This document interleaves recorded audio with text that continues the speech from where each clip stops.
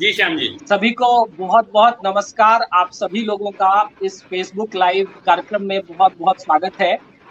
तमाम Facebook live कार्यक्रमों से इतर ये एक बिल्कुल नया प्रयोग है। यहाँ जो लोग आपको स्क्रीन पर दिख रहे हैं वो एक व्हाट्सएप ग्रुप में जुड़े हैं, अलग अलग माध्यमों से जुड़े हैं और वहां से निकलते हुए ये बात आज यहाँ तक आई है कि व्हाट्सएप ग्रुपों में जो चर्चा चलती है क्यों ना उसे हम लाइव एक दूसरे के विचारों के आदान प्रदान के साथ इसे एक अलग स्वरूप दिया जाए।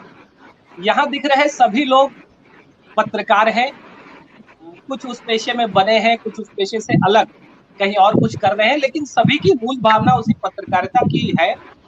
और आज यहाँ की जो चर्चा है उसका एक सबसे बड़ा जुड़ाव ईटीवी है। ईटीवी आज से 20-22 वर्ष पूर्व जब हिंदी के चैनल्स वहां प्रारंभ हो रहे थे तो तमाम हम सभी लोग वहां बिल्कुल उत्तर भारत से और कुछ लोग दक्षिण भारत से भी वहां गए और एक बड़े ही टीवी के एक बड़े अभियान का प्रारंभ हुआ। उसका सिलसिला बड़ा लंबा चला, लेकिन हम में से कई लोग जो फाउंडर्स ग्रुप के रूप में उससे जुड़े रहे और ये जो ग्रुप आज आपको छोटा सा यहाँ दिख रहा है उसके सभी वो लोग हैं जो उसकी स्थापना के समय से जुड़े हैं।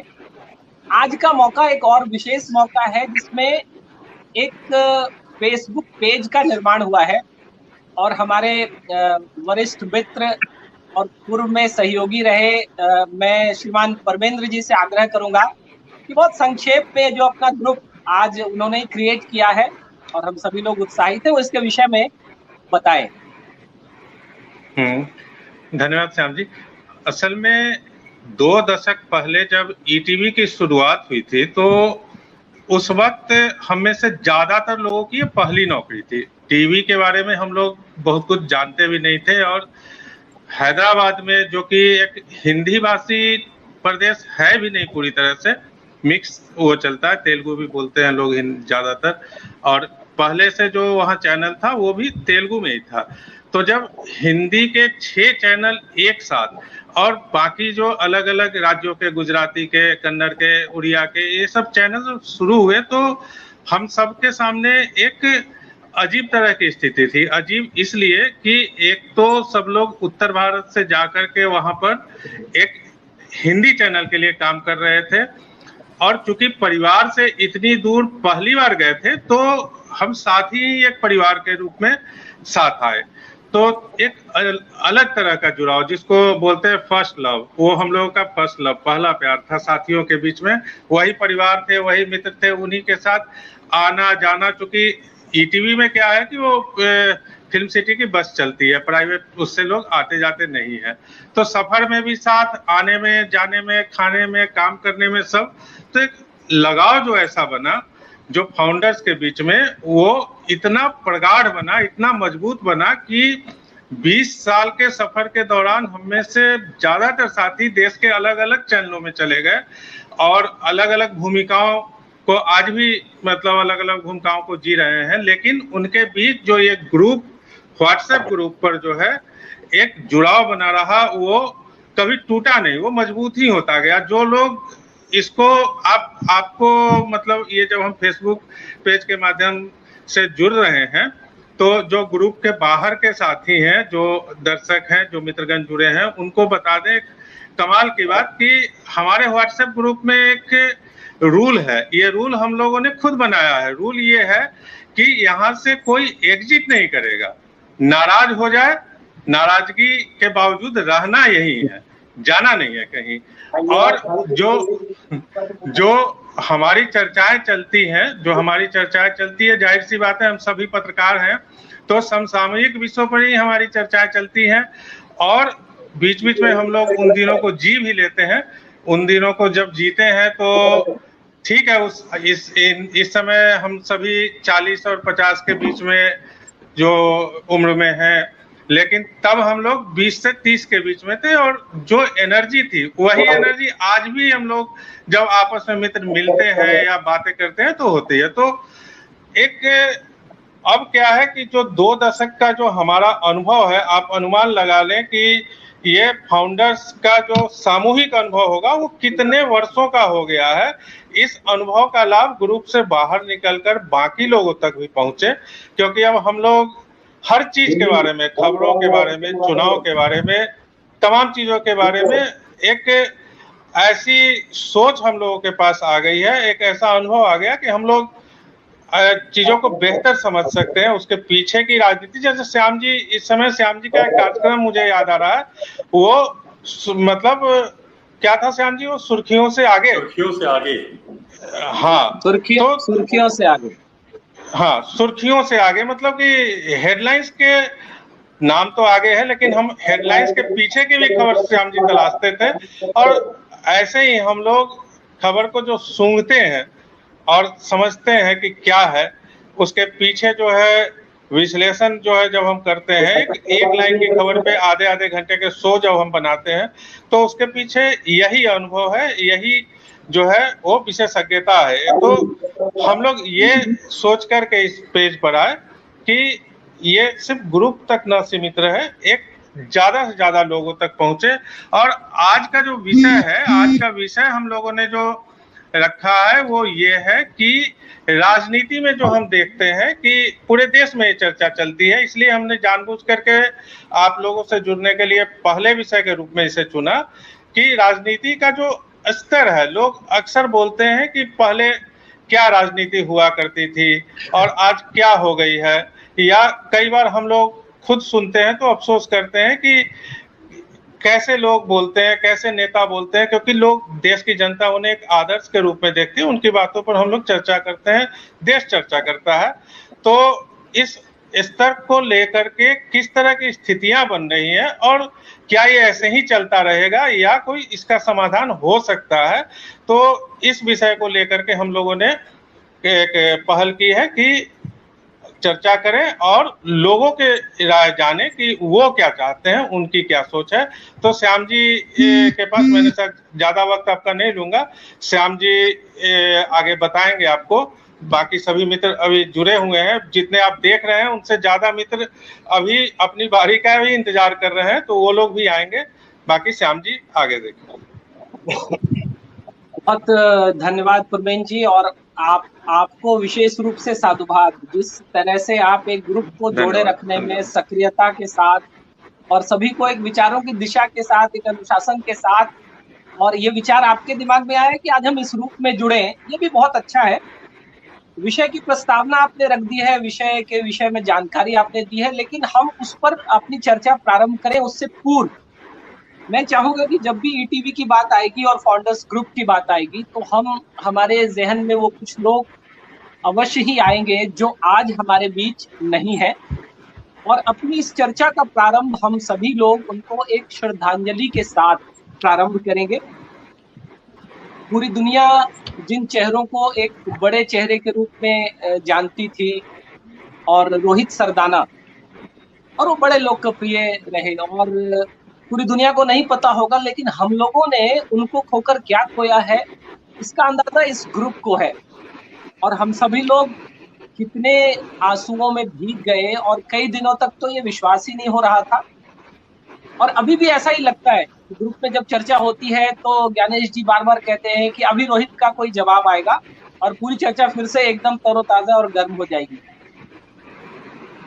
उनको भी श्रद्धांजलि है, और बड़ा दुखद है कि असमय वो लोग चले गए, उनको श्रद्धांजलि देनी पड़ रही है।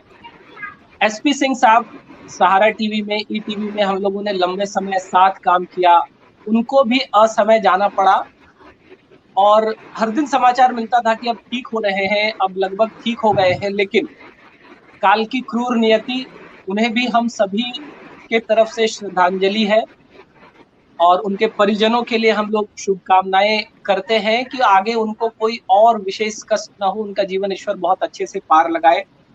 और जब हम ईटीवी के फाउंडर्स ग्रुप की बात कर रहे हैं तो हम उन्हें भी नहीं भूल सकते जो कुछ दिनों पूर्व, कुछ वर्षों पूर्व हमसे बिछड़ गए। और अशोक उपाध्याय जी, वो एक बड़ा ही शांत सौम्य चेहरा हम सभी के जहन में बिल्कुल आता है, और उस समय विश्वास ही नहीं हुआ। एक सुबह हम लोगों को समाचार मिला कि वो नहीं रहे, और उस समय भी बर्दाश्त करना बहुत कठिन था। लेकिन नियति के आगे किसकी चली है? अनिल शर्मा और स्पोर्ट्स डेस्क में। और वो जिनका भी हम सभी का परिचय रहा, उतना ऊर्जावान व्यक्ति और हर समय हर कठिन परिस्थिति में भी मुस्कुराता हुआ चेहरा, और उन्हें भी हम लोगों ने खोया। एक बहुत दुखद बड़ा मलाल है हम सभी को। और आज जब हम इस ग्रुप का प्रारंभ कर रहे हैं तो इन सभी को जो हमसे बिछुड़ गए, सभी इस ग्रुप की तरफ से अश्रुपूरित विनम्र श्रद्धांजलि है। उनके परिजनों के लिए बहुत बहुत शुभकामना है। और इसके साथ आज जो विषय परमेंद्र जी ने रखा है उसको आगे बढ़ाते हैं और कुछ उसमें नियम तय करते हैं। बहुत संक्षेप में अपना स्ट्रीम यार्ड का समय 1 घंटे का है, जिसमें 10.5 मिनट हम लोग आगे आ चुके हैं। सभी को अपनी बात रखनी है और विषय है राजनीति में गिरावट। कुछ बिंदु इस पे मैं बताऊं और फिर हम लोग चर्चा का प्रारंभ करेंगे। और मैं आग्रह करूंगा अपने वरिष्ठ सहयोगी और श्रीमान हनुमंत राव जी से कि वो इस चर्चा का प्रारंभ करें, और तदंतर मैं ज्ञानेश जी से आग्रह करूंगा और क्रम से फिर ऐसे आगे चलेंगे। राजनीति में गिरावट, जैसे ही ये एक टॉपिक सामने आता है तो सबसे पहले हमारे मन में ये विचार आता है कि इन दिनों राजनीति में गिरावट हो गई। ये स्वाभाविक भी है। हम लोग मानकर चलते हैं कि हर क्षेत्र में गिरावट एक सतत होने वाली प्रक्रिया है। ये कितना सही है कितना गलत है एक समाजशास्त्रीय विश्लेषण हो सकता है, लेकिन हम ऐसा मानते हैं। लेकिन जब आप पीछे जाते हैं तो आपको वो वाकये भी ध्यान में आते हैं जब ये 1950 में भी कोई ऐसा रहा, आजादी के आंदोलन में भी कुछ ऐसी घटनाएं हुई। तो पहला तो ये कि इसे समय के हिसाब से बांट कर ना देखें। कुछ अच्छे उदाहरण पहले भी मिल सकते हैं राजनीति में सहृदयता के, कुछ अच्छे उदाहरण अभी भी मिल सकते हैं। लेकिन हाँ, ये तय बात है कि राजनीति का जो क्षेत्र है वहां ऐसे उदाहरण आपको बहुतायत में मिलेंगे। आज हमारी चर्चा इसी को लेकर है कि राजनीति में कैसी गिरावट, क्यों गिरावट, और उसका दूसरा पक्ष हम जो समाज के लोग हैं। हम कह सकते हैं कि अगर अपने आप को हम कस्टोडियन ना भी कहें तो एक ऑब्जर्वर तो है ही। हम दखल रखते हैं, अपनी राय देते हैं, और उस रूप में ये समाज को कितना प्रभावित करता है इसकी भी चर्चा करेंगे। बस इतना कहते हुए मैं श्रीमान हनुमंत राव जी से आग्रह करूंगा कि विषय को आगे बढ़ाएं। धन्यवाद श्याम जी। बड़ा मौजूद विषय है कि हम जो गिरावट देख रहे हैं राजनीति में, और राजनीति किनसे बनती है? राजनीति करने वालों से बनती है जब हम उनके आचरण में गिरावट देखते हैं।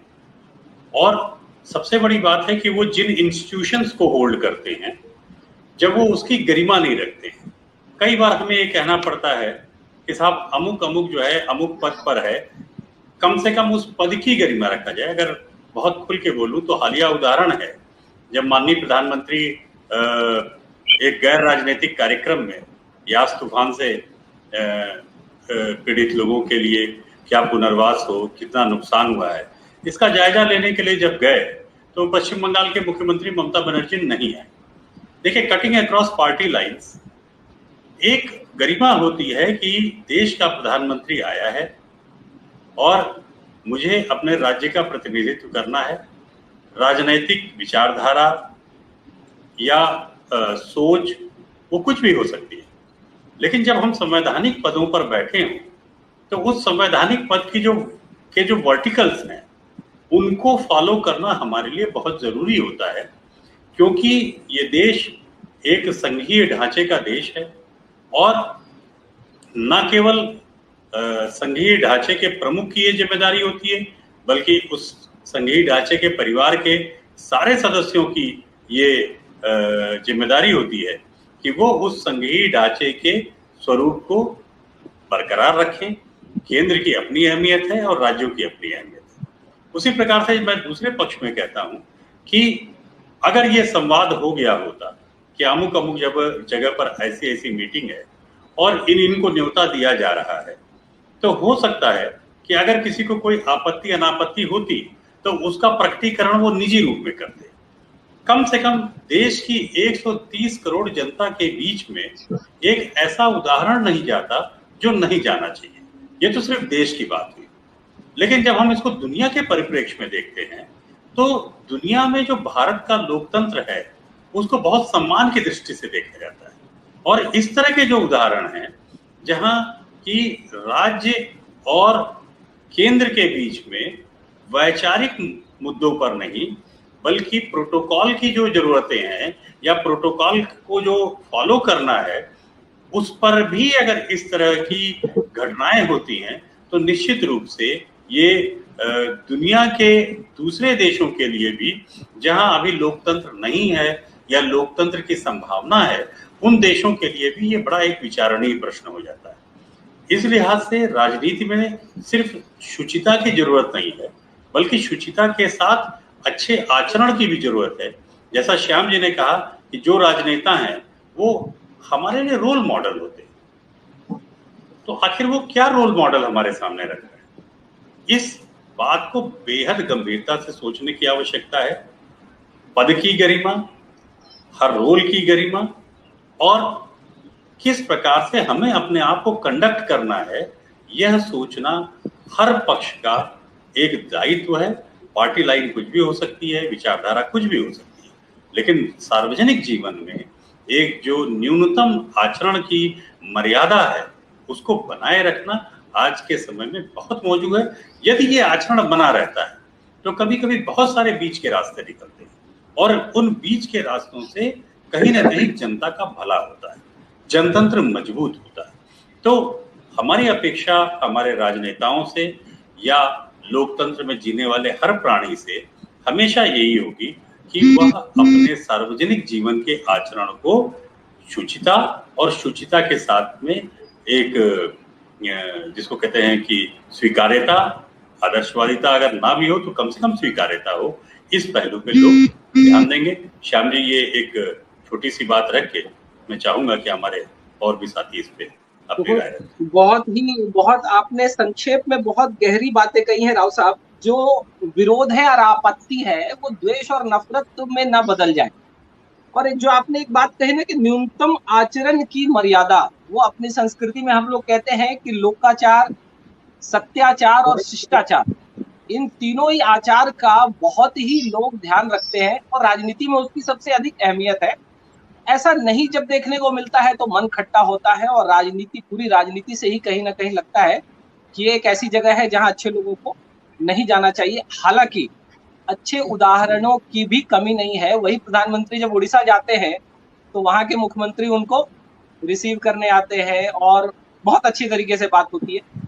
दोनों ही तरह के उदाहरण है। मैं ज्ञानेश जी से समझना चाहूंगा, आपने बड़े लंबे समय से अलग अलग संस्थानों में आप रहे, राजनीति को करीब से देखा है और बहुत चीजें आपने देखी हैं। आज के दौर में हम राजनीति में गिरावट की चर्चा कर रहे हैं, ज्ञानेश जी आप क्या कहेंगे?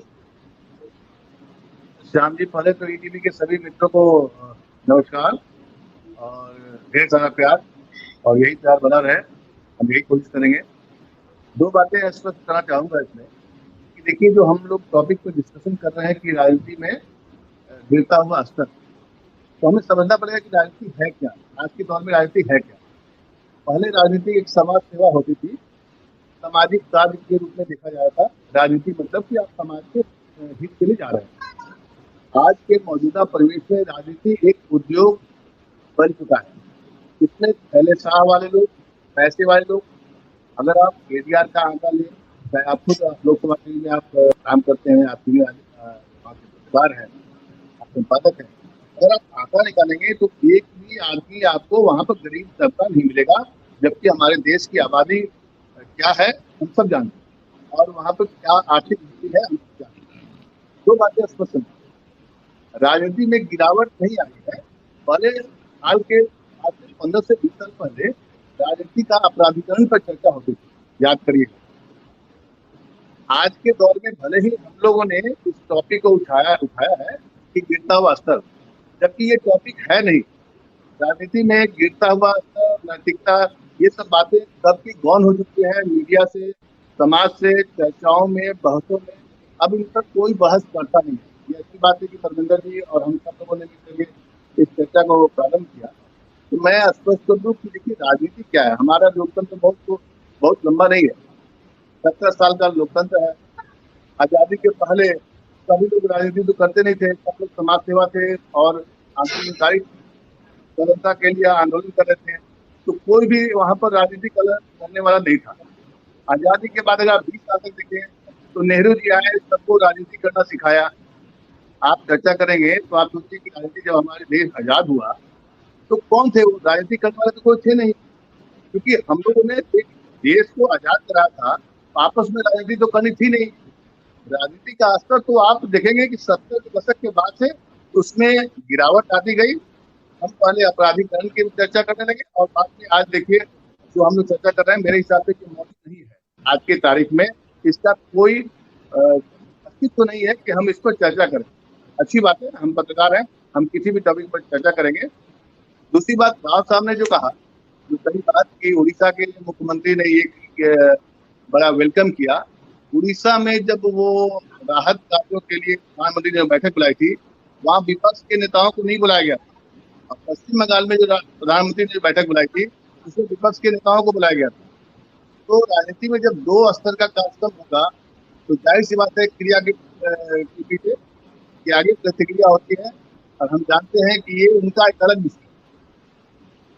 कौन सही है कौन गलत है ये तो पब्लिक तय करती है, लेकिन वक्त लगता है, पाप लगता है, तब तक वो राजनीति पूरे समाज का नाश कर देती है। और देख रहे हैं हाल के दिनों में क्या है। मेरा अपना मानना ये है कि देखिए, राजनीति का स्तर निम्न नहीं हुआ है। जब आप पहले हमें आजाद हुए देश का जब आजादी मिली तो समाजवाद काफी दिन चला। समाजवाद जब था, आर्थिक समाजवाद का एक परिकल्पना देश में आया। तब तक तो नैतिकता की बातें होती थी। लाल बहादुर शास्त्री नैतिकता के आधार पर इस्तीफा भी दिया था, लेकिन आज सारे नेता, आज के दौर के नेता, सब लोग लाल बहादुर शास्त्री को याद तो जरूर करते हैं, उस घटना को जरूर याद करते हैं कि उन्होंने इस्तीफा दिया था रेल के दुर्घटना के बाद, लेकिन कोई अपनी गलती मानने तक को तैयार नहीं होता है। तो आप कैसे उम्मीद करेंगे ऐसे नेताओं से, ऐसे राजनीतिज्ञों से, ऐसे राजनीतिक पार्टियों से कि इसका स्तर नीचे जा रहा है? तो हमें ये ध्यान रखना पड़ेगा। तो अब ऐसे में रास्ता क्या है, सोल्यूशन क्या है? हम समस्या की बात करेंगे तो सोल्यूशन नहीं है। दरअसल क्या है, हमारा सामाजिक जो सरोकार, देश का जो सामाजिक ढांचा आपसी प्रेम कर रहा है, उसको जब तक हम लोग सुदृढ़ नहीं करेंगे, आपसी एकता, जो प्रांतों में विभेद बढ़ गया है। 70 के दशक के बाद देश में राजनीति ने ऐसी पराकाष्ठा पाई कि हम प्रांत में बट गए, भाषा के स्तर पर बटे, और तब वो हर पार्टियों में अपना पीछे होते चला गया। तो हमें ये समझना होगा कि इसका सोल्यूशन ये है कि देखिए, राजनीति तभी हावी होता है हमारे समाज पर जब जनता कमजोर होती है, मतलब लिटरेसी रेट कम। तो हम राजनीति को अगर अपने सामाजिक स्तर पर हावी नहीं होने देंगे तो राजनीति कभी भी क्या कहते हैं, उसको गंदी नहीं हो सकती है। हम उसको मौका देते हैं कि तुम गलत करो, और इस मौका देने वाले और उसको पकड़ने वाले कौन है? हम पत्रकार बंधु। हमें जागरूक रहना पड़ेगा, हमें आगे आना पड़ेगा, बताना पड़ेगा कि ये राजनीतिक दल ये इस पॉइंट पर गलत है, इनको ये करना चाहिए। तो दरअसल क्या है, राजनीति में जो गिरावट आई है उसको पकड़ने का काम, उसको ढांचा उसमें संभालने के का काम, तमाम जिम्मेदारी पत्रकारों पर बहुत ज्यादा आती है। पत्रकार ही समाज का आंख है, आईना है। दुख इस बात का है कि कभी कभी जब हमारा पत्रकारिता या हमारा पत्रकार समाज अपने पद से अलग हो जाता है तो समाज पर हावी हो जाता है, और फिर उसका नैतिक पतन हो जाता है, और उसका सजा भुगतती है देश की। तो मौजूदा दौर में जो टॉपिक है बहुत अच्छा टॉपिक है, लेकिन फिलहाल मुझे नहीं लगता है कि पॉलिटिकल सर्किल में या देश की जनमानस पर कोई इस बात को लेकर चर्चा करेगा कि राजनीति स्तर क्या रहा है। सब जानते हैं कि राजनीति में अब स्तर बचा ही नहीं, कोई स्तर नहीं बचा।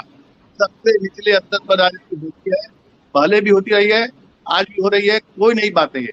दुनिया के तमाम लोकतांत्रिक देशों में राजनीति का स्तर हमेशा नीचे जाता है, ऊपर आता है, लेकिन ऊपर नीचे जाने का क्रम जो है वहाँ का मीडिया, वहाँ की जनता उसको संभालती है, उसको जगह देती है। यही मेरा कहना है। Thank you.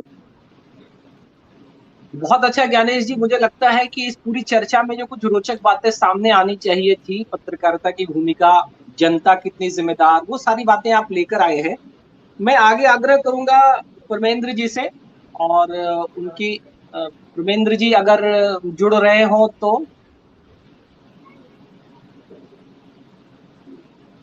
प्रमेंद्र जी से मैं आग्रह करूंगा कि अब आगे इस चर्चा को हम लोग बढ़ाएं। उससे पूर्व मैं दो बातें रखना चाहता हूं। एक तो ज्ञानेश जी ने जो कहा कि इस चर्चा की आवश्यकता ही नहीं है, मेरा मानना है कि ये इतनी निराशा नहीं होनी चाहिए। अगर हम ये चर्चा कर रहे हैं तो ये अपने आप में एक सकारात्मक बात है। दूसरी बात उन्होंने कही कि जब ये स्थिति कब आती है, जब जनता कमजोर होती है।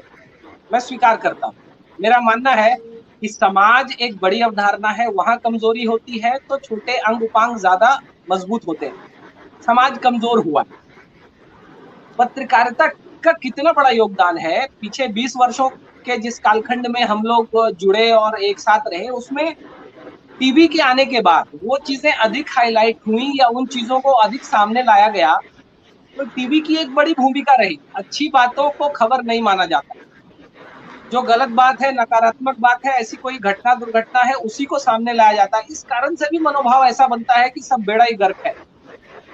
प्रमेंद्र जी से मैं इस विषय पर जानना चाहूंगा, आज पत्रकारों का एक समूह ऐसी भी चर्चा कर रहा है और मुझे लगता है कि ऐसे पत्रकार बड़ी संख्या में है। बेशक पत्रकारिता की दुनिया में वो कोई बहुत बड़ा नाम ना हो, जो तथाकथित रूप से बड़े नाम हो जाते हैं कुछ बड़ी सनसनीखेज चर्चा करके, अलग तरीके से चीजों को पेश करके। लेकिन मानना चाहिए कि एक बड़ा वर्ग है जो बहुत संभ्रांत है, बहुत अनुशासित, बहुत संतुलित तरीके से चीजों को देखता है और समाज के विषय में जिस सरकार की बात आप ज्ञानेश जी ने कही वो करता है। मैं प्रवीण जी से इन विषयों पर समझना चाहूंगा। श्याम जी, अभी राव साहब ने बोला और फिर ज्ञानेश जी ने बोला, दोनों ने बहुत सलीके से उन चीजों को रखा जो हमारे सामने है, जो हम रोज देख रहे हैं। जैसे हम यहीं से आपको अभी कल परसों की घटना से ही बताना चाहूंगा कि प्रधानमंत्री जी वहां गए और ममता जी वहां आई, रिपोर्ट सौंप के चली गई। आधे घंटे उनका इंतजार कराया, इसको लेकर के मीडिया में चर्चा चली। तो जब कोई पत्रकार इसको बताता है, इस खबर को बताए कि ममता जी ने जो किया, जो एक मुख्यमंत्री ने जो एक किया, देश के प्रधानमंत्री के साथ जो संवैधानिक जो प्रोटोकॉल भी है उसका उल्लंघन करके इस तरह का व्यवहार, इस तरह का रवैया, वो न तो बंगाल के हित में है न राजनीति के हित में है।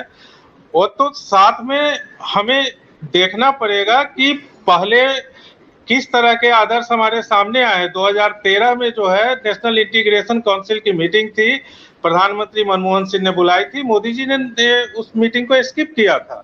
तो कहने का मतलब यह है कि 2014 में चुनाव होने वाले थे, 2013 में वो मीटिंग स्किप हुई। अभी 2021 में चुनाव हुए हैं बंगाल के और 2021 के जस्ट चुनाव के बाद की ये हालात है। तो कहने का मतलब ये है कि हमारी राजनीति के जो पतन की जो हम लोग बात करते हैं वो इसलिए सबसे ज्यादा आता है, इसलिए ये नीचे की ओर जा रहा है क्योंकि चुनाव से इतर राजनीति को न हम सोचते हैं, न हमारी राजनीतिक पार्टियां सोचने को तैयार हैं। सब कुछ चुनाव में केंद्रित कर दिया गया है और नतीजा ये होता है कि चुनाव के पहले से लेकर के जो बातचीत में, भाषणों में जो कटुता शुरू होती है, मुझे सबसे बुरी तब लगी थी बात कि चुनाव प्रचार के दौरान कांग्रेस की तत्कालीन अध्यक्ष सोनिया गांधी गुजरात के मुख्यमंत्री नरेंद्र मोदी के बारे में मौत का सौदागर की बात करती है। किस अदालत ने मोदी पर गोधरा के या पोस्ट गोधरा के या जो भी दंगे जो 2002 के हुए उसमें उन पर आरोप जो है वो साबित हुए, ये बता दें। लेकिन हम अदालतों से भी ऊपर उठ करके राजनीति जो है वो अपने आप ही किसी को ठहरा देती है कि भैया आप दोषी हो, आप मौत का सौदागर हो। अब अभी का देखिए, उस समय मौत का सौदागर की अगर आलोचना हुई थी तो आज जो है प्रधानमंत्री जब बंगाल चुनाव में दीदी ओ दीदी जिस तल्ख अंदाज में बोले उसकी आलोचना हुई। लेकिन इनके बीच में ममता बनर्जी ने जो ये कहा कि हम दिल्ली के 2 गुंडों को बंगाल नहीं सौंप सकते, तो इसकी भी आलोचना उसी तरह से होनी चाहिए थी। ज्ञानेश जी की बात से मैं सहमत हूं कि जो पत्रकारों का काम होता है, ये एक पुरानी कहानी हम लोगों ने सुनी थी कि नेहरू जी जा रहे थे, उनके पांव लड़खड़ा गए, पीछे उनके राज्यसभा सांसद थे रामधारी सिंह दिनकर जी, उन्होंने उसे संभाला। तो नेहरू जी ने जो इस पे कुछ कहा तो उन्होंने कहा कि ये हमारा ही काम है कि जब राजनीति गिरती है तो हम साहित्यकार, पत्रकार, कवि जो है उसको संभालते हैं। तो पत्रकारों को संभालने का काम था, ये बात सही कहा है ज्ञानेश जी ने, वो न करके गुटों में बांट लिया खुद को कि हमें सेलेक्टिव विषय पर बोलना है, समर्थन करना है और किसे इग्नोर करना है या विरोध करना है। हम ये समझ ही नहीं पा रहे हैं कि हम पार्टी नहीं है, पार्टियां तो अपना काम कर रही है, वो तो करेंगे ही। हम जो है वो पार्टियों को देखने वाले हैं, हम पार्टियों को सही राह दिखाने वाले हैं। अगर कोई गलत बोलता है, ये जैसे कई चीजें हैं, मणिशंकर अय्यर को याद कर ले, मैं जिक्र नहीं करना चाहूंगा क्योंकि वो भी जो मैंने किया वो संदर्भ बस किया, लेकिन हमने ये देखा है आज, ये कितने शर्म की बात है श्याम जी कि कोई पार्टी का नेता चुनाव प्रचार में अपने विरोधी पार्टी की महिला नेत्री की स्कर्ट तक की बात करता है। और जब हम ड्रेस पे बात करें, जब हम कुछ जो मर्जी वो कर दे, कोई मर्यादा ही न पालन ही ना हो, कोई न्यूनतम आचरण ही ना हो, और जो हमारी संवैधानिक संस्थाएं हैं, चुनाव आयोग जो है, वो जब मीडिया पे हल्ला हो जाता है, सोशल मीडिया पे हल्ला हो जाता है, हम जैसे यूजर्स या हर जगह लोग जो है इसकी आलोचना करते हैं, तब जाकर के चुनाव आयोग संज्ञान लेता है और आप 24 घंटे प्रचार नहीं करेंगे, 48 घंटे प्रचार नहीं करेंगे, इस तरह के एक्शंस लिए जाते हैं। तो क्यों ना ऐसा एक नियम, एक आचार संहिता तय कर दिया जाए कि अगर आप चुनाव प्रचार के दौरान एक हद से ज्यादा आप अमर्यादित भाषा का इस्तेमाल करते हैं तो पूरे चुनाव प्रचार में आप हिस्सा नहीं ले सकेंगे। ऐसी ही व्यवस्था हमारी संसदीय प्रणाली, हमारी संसदों में जो हमारे जो सांसद हैं उनके लिए क्यों नहीं तय कर सकती कि आप अगर असंसदीय शब्दों का इस्तेमाल 1 चेतावनी 2 चेतावनी के बाद भी करते हैं तो फिर आप पूरे कार्यकाल के दौरान अयोग्य रहेंगे। कर दीजिए ना, हो जाएगी ऊपर से। जैसे मैं ज्ञानेश जी की एक बात से सहमत नहीं हूं कि ये विषय जो है वो प्रासंगिक नहीं है क्योंकि ये चला आ रहा है। अगर कोई गलत चीज चली आ रही है तो आगे भी चलती जाए, ये मतलब कि मुझे ठीक नहीं लगता। सुधारने की कोशिश करनी चाहिए। हाँ, निराशा जरूर होती है। निराशा इसलिए होती है कि हर विषय को जो है वो राजनीति में इस तरह से रख दिया जाता है कि यही जो है इसका नतीजा, आप इससे बेहतर की सोच नहीं सकते। ऐसे ही चलेगा, ऐसे ही चलता रहा है। पहले भी नेहरू के समय में ऐसे ही चल रहा था, अभी भी मोदी जी के समय ऐसे ही चल रहा है। तो ये हम लोगों का काम नहीं, हमारा काम है बेहतरी की कोशिश। और ठीक है, कितना सफल होंगे नहीं होंगे ये बाद की बात है, लेकिन संदेश हमें जरूर देना चाहिए। अगर वो संदेश एक व्यक्ति भी देता है तो वो सबके लिए बेहतर होगा, देश के लिए बेहतर होगा। रही बात, कोई पार्टी ऐसी नहीं है जिसे कि क्लीन चिट हम दे सके कि आपने राजनीति के स्तर को ऊपर उठाने का काम किया है। हर पार्टी, आपने कहा था इसलिए हम कह रहे हैं और आपके उस नेता ने कहा इसलिए हमने जवाब दिया। बस इस तरह से करके इस चेन को जो है लंबी जो है वो खींचने में लगे हुए हैं। तो मुझे लग रहा है कि जैसे कि कोरोना चेन को तोड़ने का काम देश कर रहा है, वैसे ही राजनीति में जो ये चेन चल रही है, एक दूसरे पर आरोप प्रत्यारोप और मतलब सीमा पार जाकर करने की, उस चेन को भी तोड़ा जाना बहुत जरूरी हो गया है।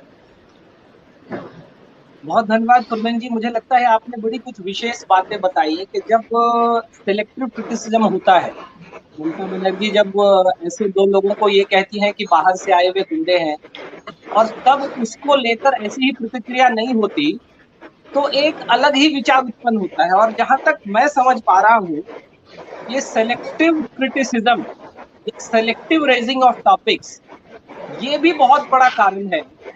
और कुछ ऐसी चीजें जिसका आपने उल्लेख किया कि भाई सुप्रीम कोर्ट से अगर क्लीन चिट है, एसआईटी ने क्लीन चिट दिया, फिर हमारे पास क्या आधार है किसी को आरोपित करने का? वो सब नहीं होते हुए भी अगर वो बातें प्रयोग में लाई जाती हैं तो एक दूसरा वर्ग जो है वो खड़ा होता है।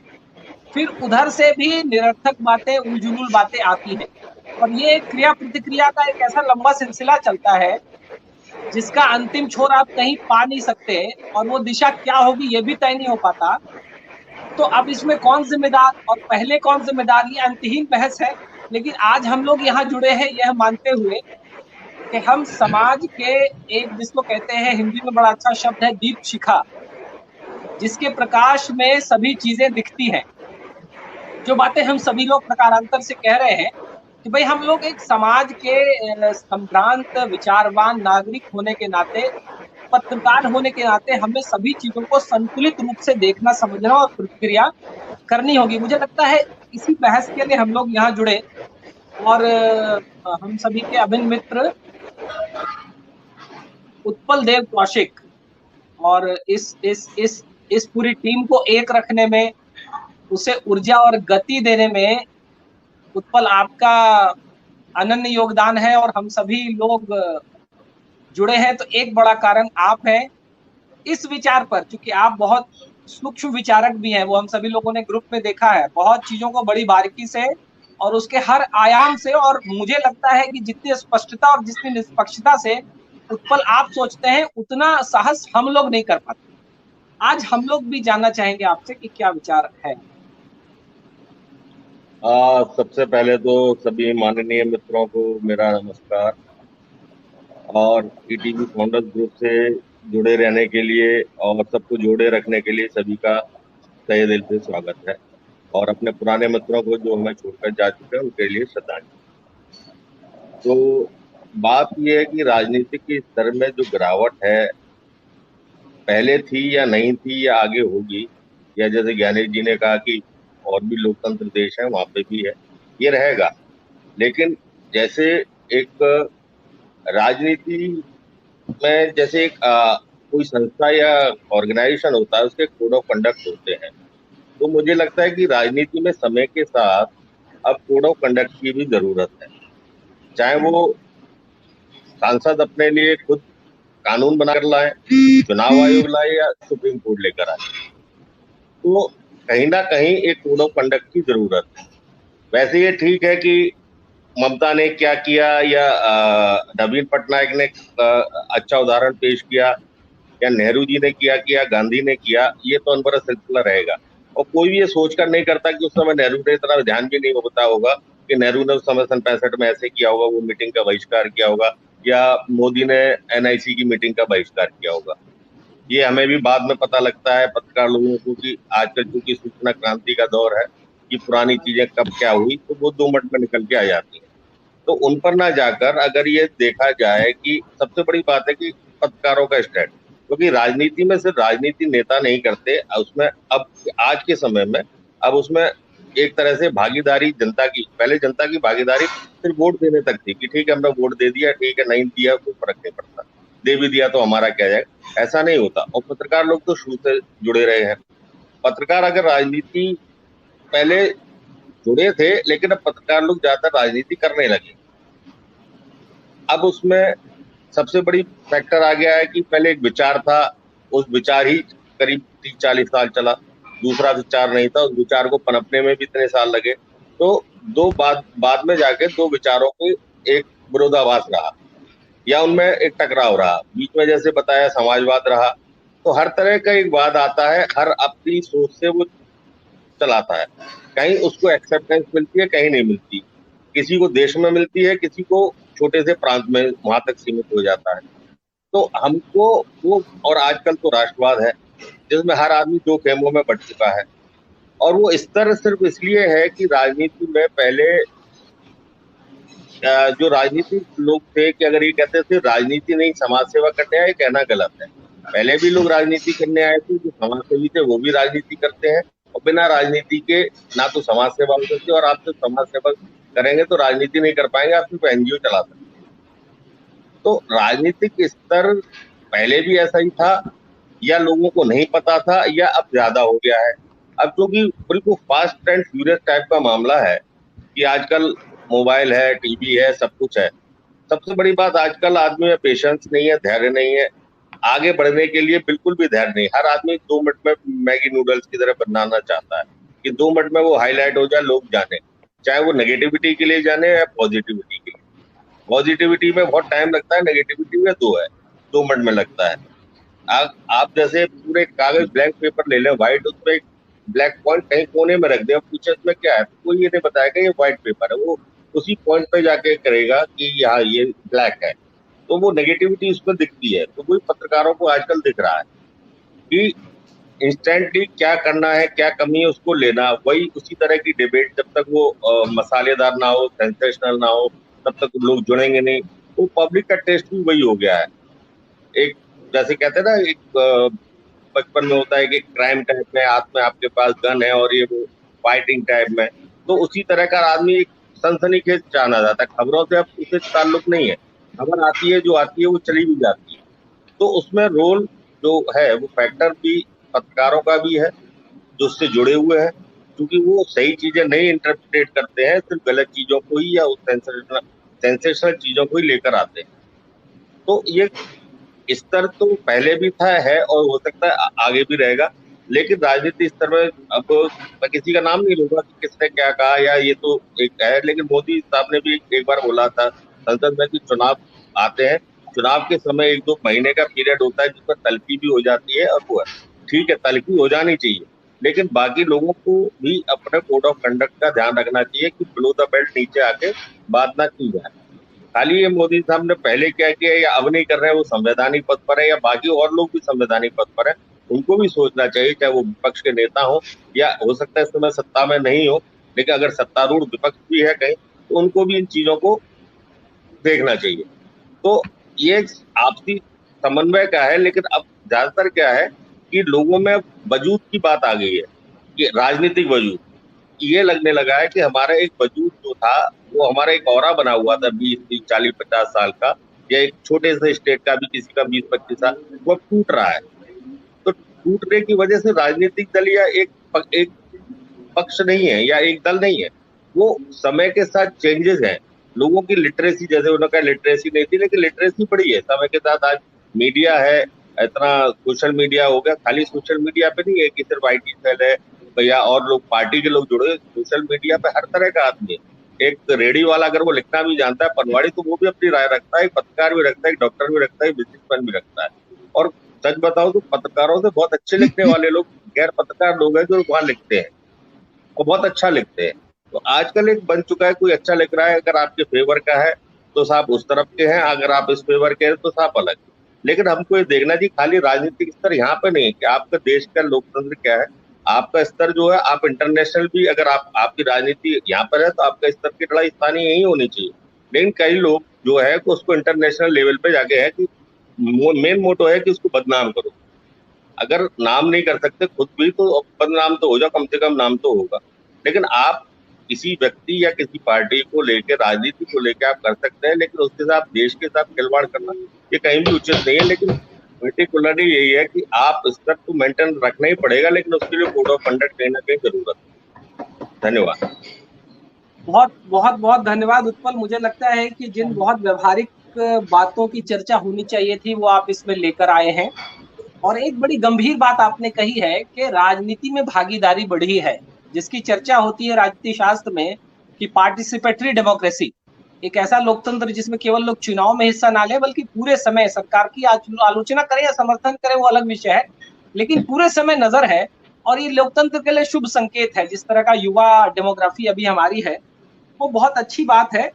और जो सोशल मीडिया का प्रयोग है, इलेक्ट्रॉनिक माध्यमों से चीजें जो सामने आ रही हैं वो भी एक बड़ा पक्ष है कि चीजें हमारे सामने आ जा रही हैं। और एक और बड़ी महत्वपूर्ण बात आपने कही, मुझे लगता है कि इन सारे संघर्ष का, विरोधाभासों का जो जनक है, क्योंकि एक लंबे समय तक, कोई 40-50 वर्षों तक एक ही विचारधारा राजनीति में हावी रही। उसके बाद एक विचार का बनना प्रारंभ हुआ, तो जाहिर है जब आपके पास एक प्रतियोगी विमर्श आता है, एक अलग विचार आता है, तो संघर्ष ज्यादा होता है, एक घर्षण ज्यादा होता है। ये बहुत अच्छी बात है, हमें इसको ध्यान देना होगा कि अगर आपकी बात को कोई मान ले रहा है, उस पर कोई प्रतिक्रिया ही नहीं दे रहा है, तो न गिरावट आएगी, न राजनीति में पतन होगा, न नफरत, न विद्वेष। लेकिन अगर प्रतिक्रिया में कोई खड़ा हो रहा है तो आपको ये सारी चीजें दिखेंगी। ये एक, मुझे लगता है, चीजों को देखने का एक बड़ा दायरा है। अभी हमारे पास कई वक्ता बचे हैं, कई हमारे मित्र हैं, वो उन सभी के पास, और हम लोगों ने 45 मिनट, अभी 15 मिनट अपने पास है। और मैं आग्रह करूंगा 2-2 मिनट। अभी एक क्रम हम लोग तय करते हैं। मैं अपने अभिन्न मित्र सत्येन हमारे साथ हैं, मुझे नहीं पता वो अंग्रेजी में बोलना चाह रहे हैं हिंदी में, लेकिन दोनों ही में स्वागत है। हम लोगों के ग्रुप के वो हम उनको शशि थरूर कहते हैं और उस स्तर के हैं। उतना लोगों को जानकारी नहीं है लेकिन हम लोगों को पता है। और उसके बाद सुरजीत हम लोगों के साथ जुड़े हैं और विभूति जी हैं, वो कवि भी हैं और चीजों को बड़ी बारीकी से देखते हैं। निरंजन हमारे मित्र, मैं बहुत दिनों के बाद चेहरा देख रहा हूं, आप देवघर से जुड़े हैं अगर मैं गलत नहीं हूं तो ये क्रम रहने वाला है। मैं एक बार लेकिन सभी 2-2 मिनट का रखेंगे और इस चर्चा को फिर समाप्त करेंगे और एक एक्सपर्ट प्रतिक्रिया हम लोग अपने 3 वरिष्ठ मित्रों से, हनुमान जी से और प्रमेन जी से और ज्ञानेश जी से लेंगे। अंत में 1-1 मिनट की प्रतिक्रिया और इसको आज यही हम लोग समाप्त करेंगे अगली बार के लिए। तो मैं सत्येन आपसे आग्रह करूंगा, आप अपनी बात रखिएगा।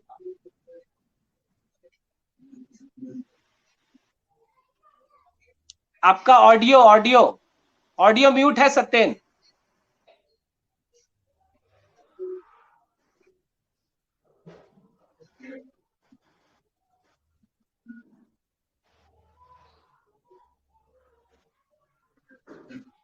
ऑडियो अभी भी म्यूट है सत्येन आपका।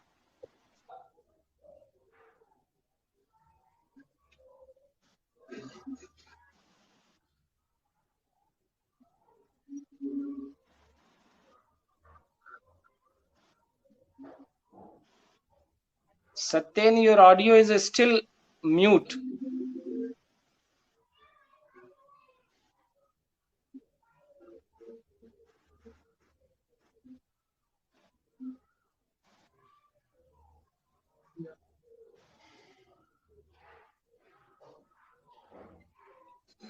मैं सुरजीत आपसे आग्रह करूंगा कि तब तक आप अपनी बात रखें बहुत संक्षेप में।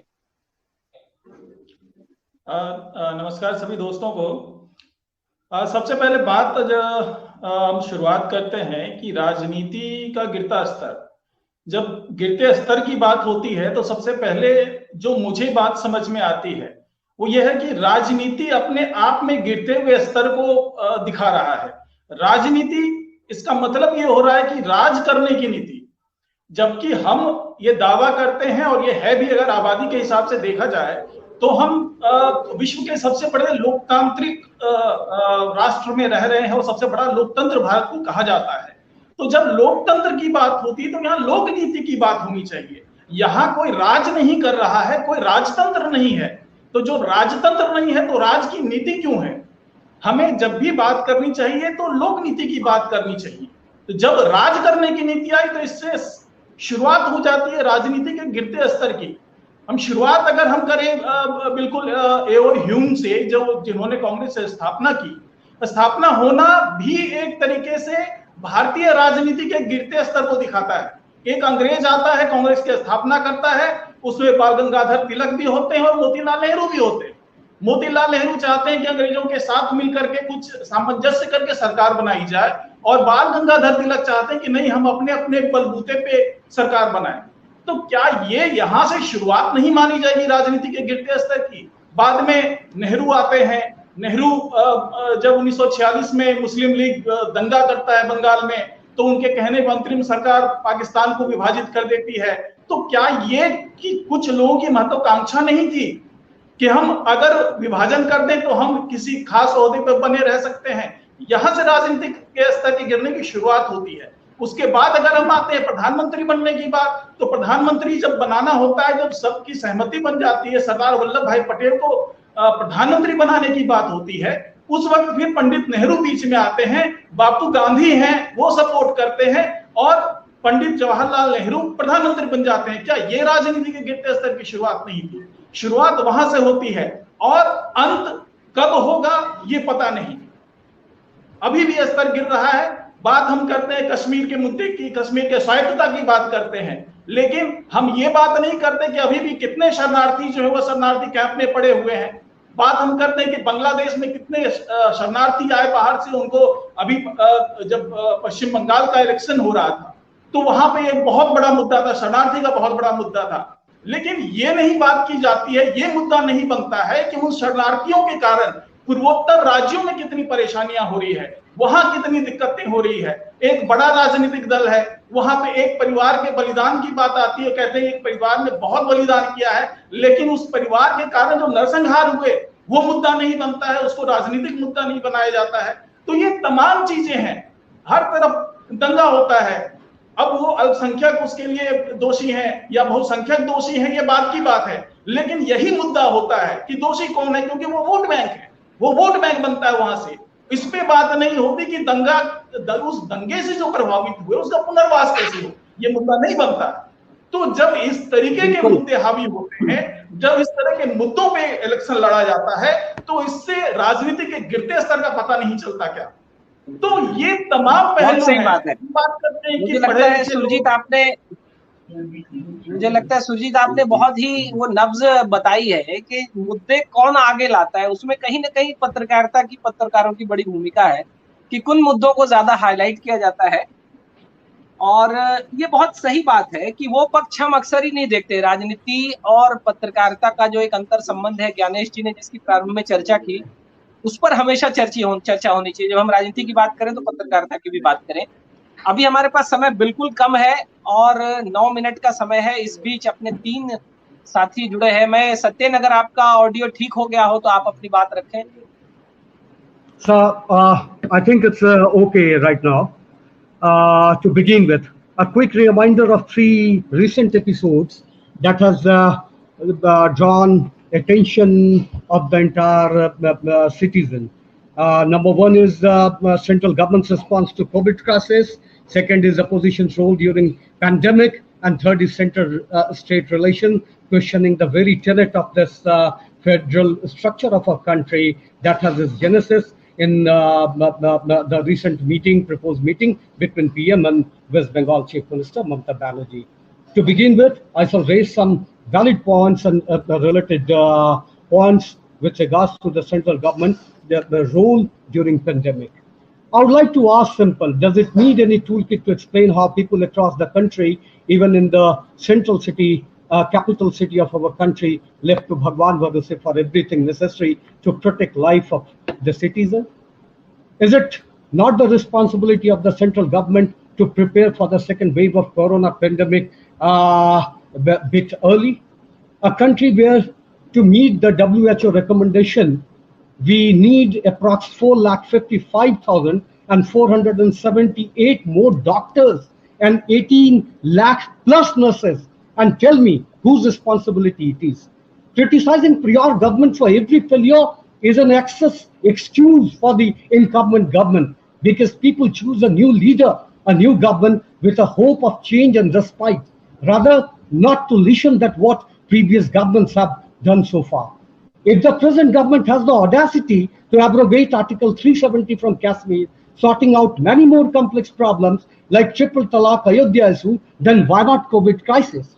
Who will answer that as per the latest Human Development Report 2020, India has 8 hospital beds for 10,000 people. In comparison, China has more than 4 for just 1,000. Can demagoguery and lip service will solve this? No way. The incumbent government needs to understand that any crisis can be opportunity also. But again, that does not mean opposition will be given a walkover. Unfortunately, many examples can be put forward to prove that the role of opposition in India has been of late restricted to spreading confusion, negativity, and criticizing government for anything and everything.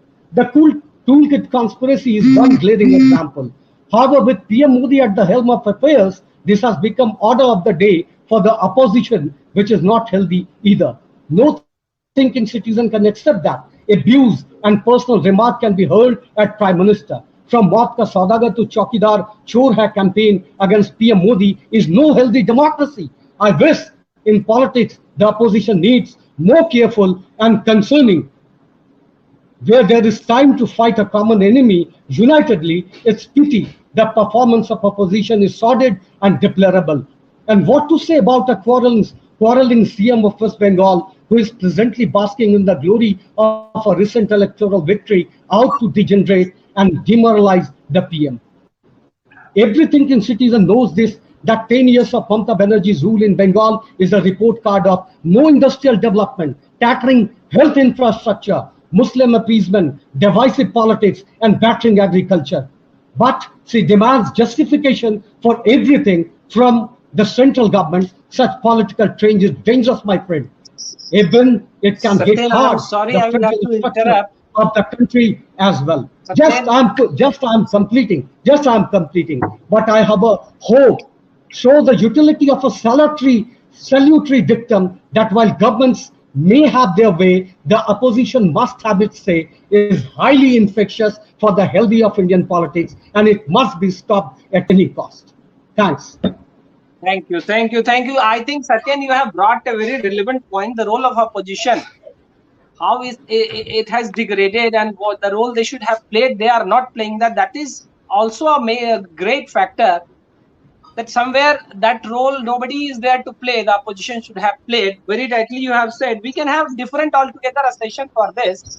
Now we have left with two more speakers. I will request, we are left with only 4 minutes, I think, and 1.5 minute we have in hand for one speaker. And finally I will request Hanumant Rao ji to give a final comment regarding this whole exercise and initiative we have taken.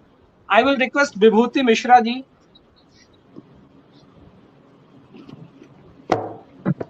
Very short and brief, बहुत संक्षेप में.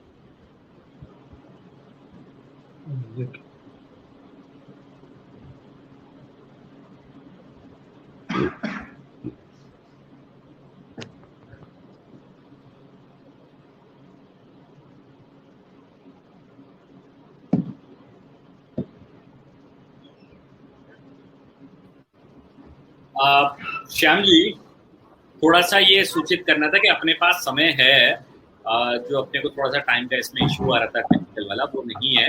अपने पास वक्त है तो हम अपने जो बाकी वक्तागण हैं जो काफी समय से इंतजार कर रहे हैं, हम उनके पास टाइम का लिमिटेशन हटा सकते हैं और दे सकते हैं पूरा समय.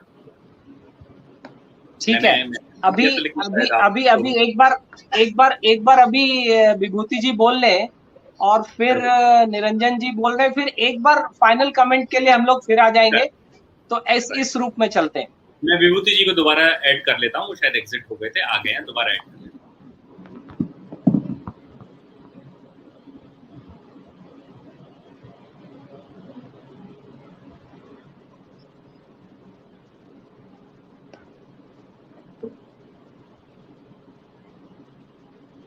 विभूति बताइए.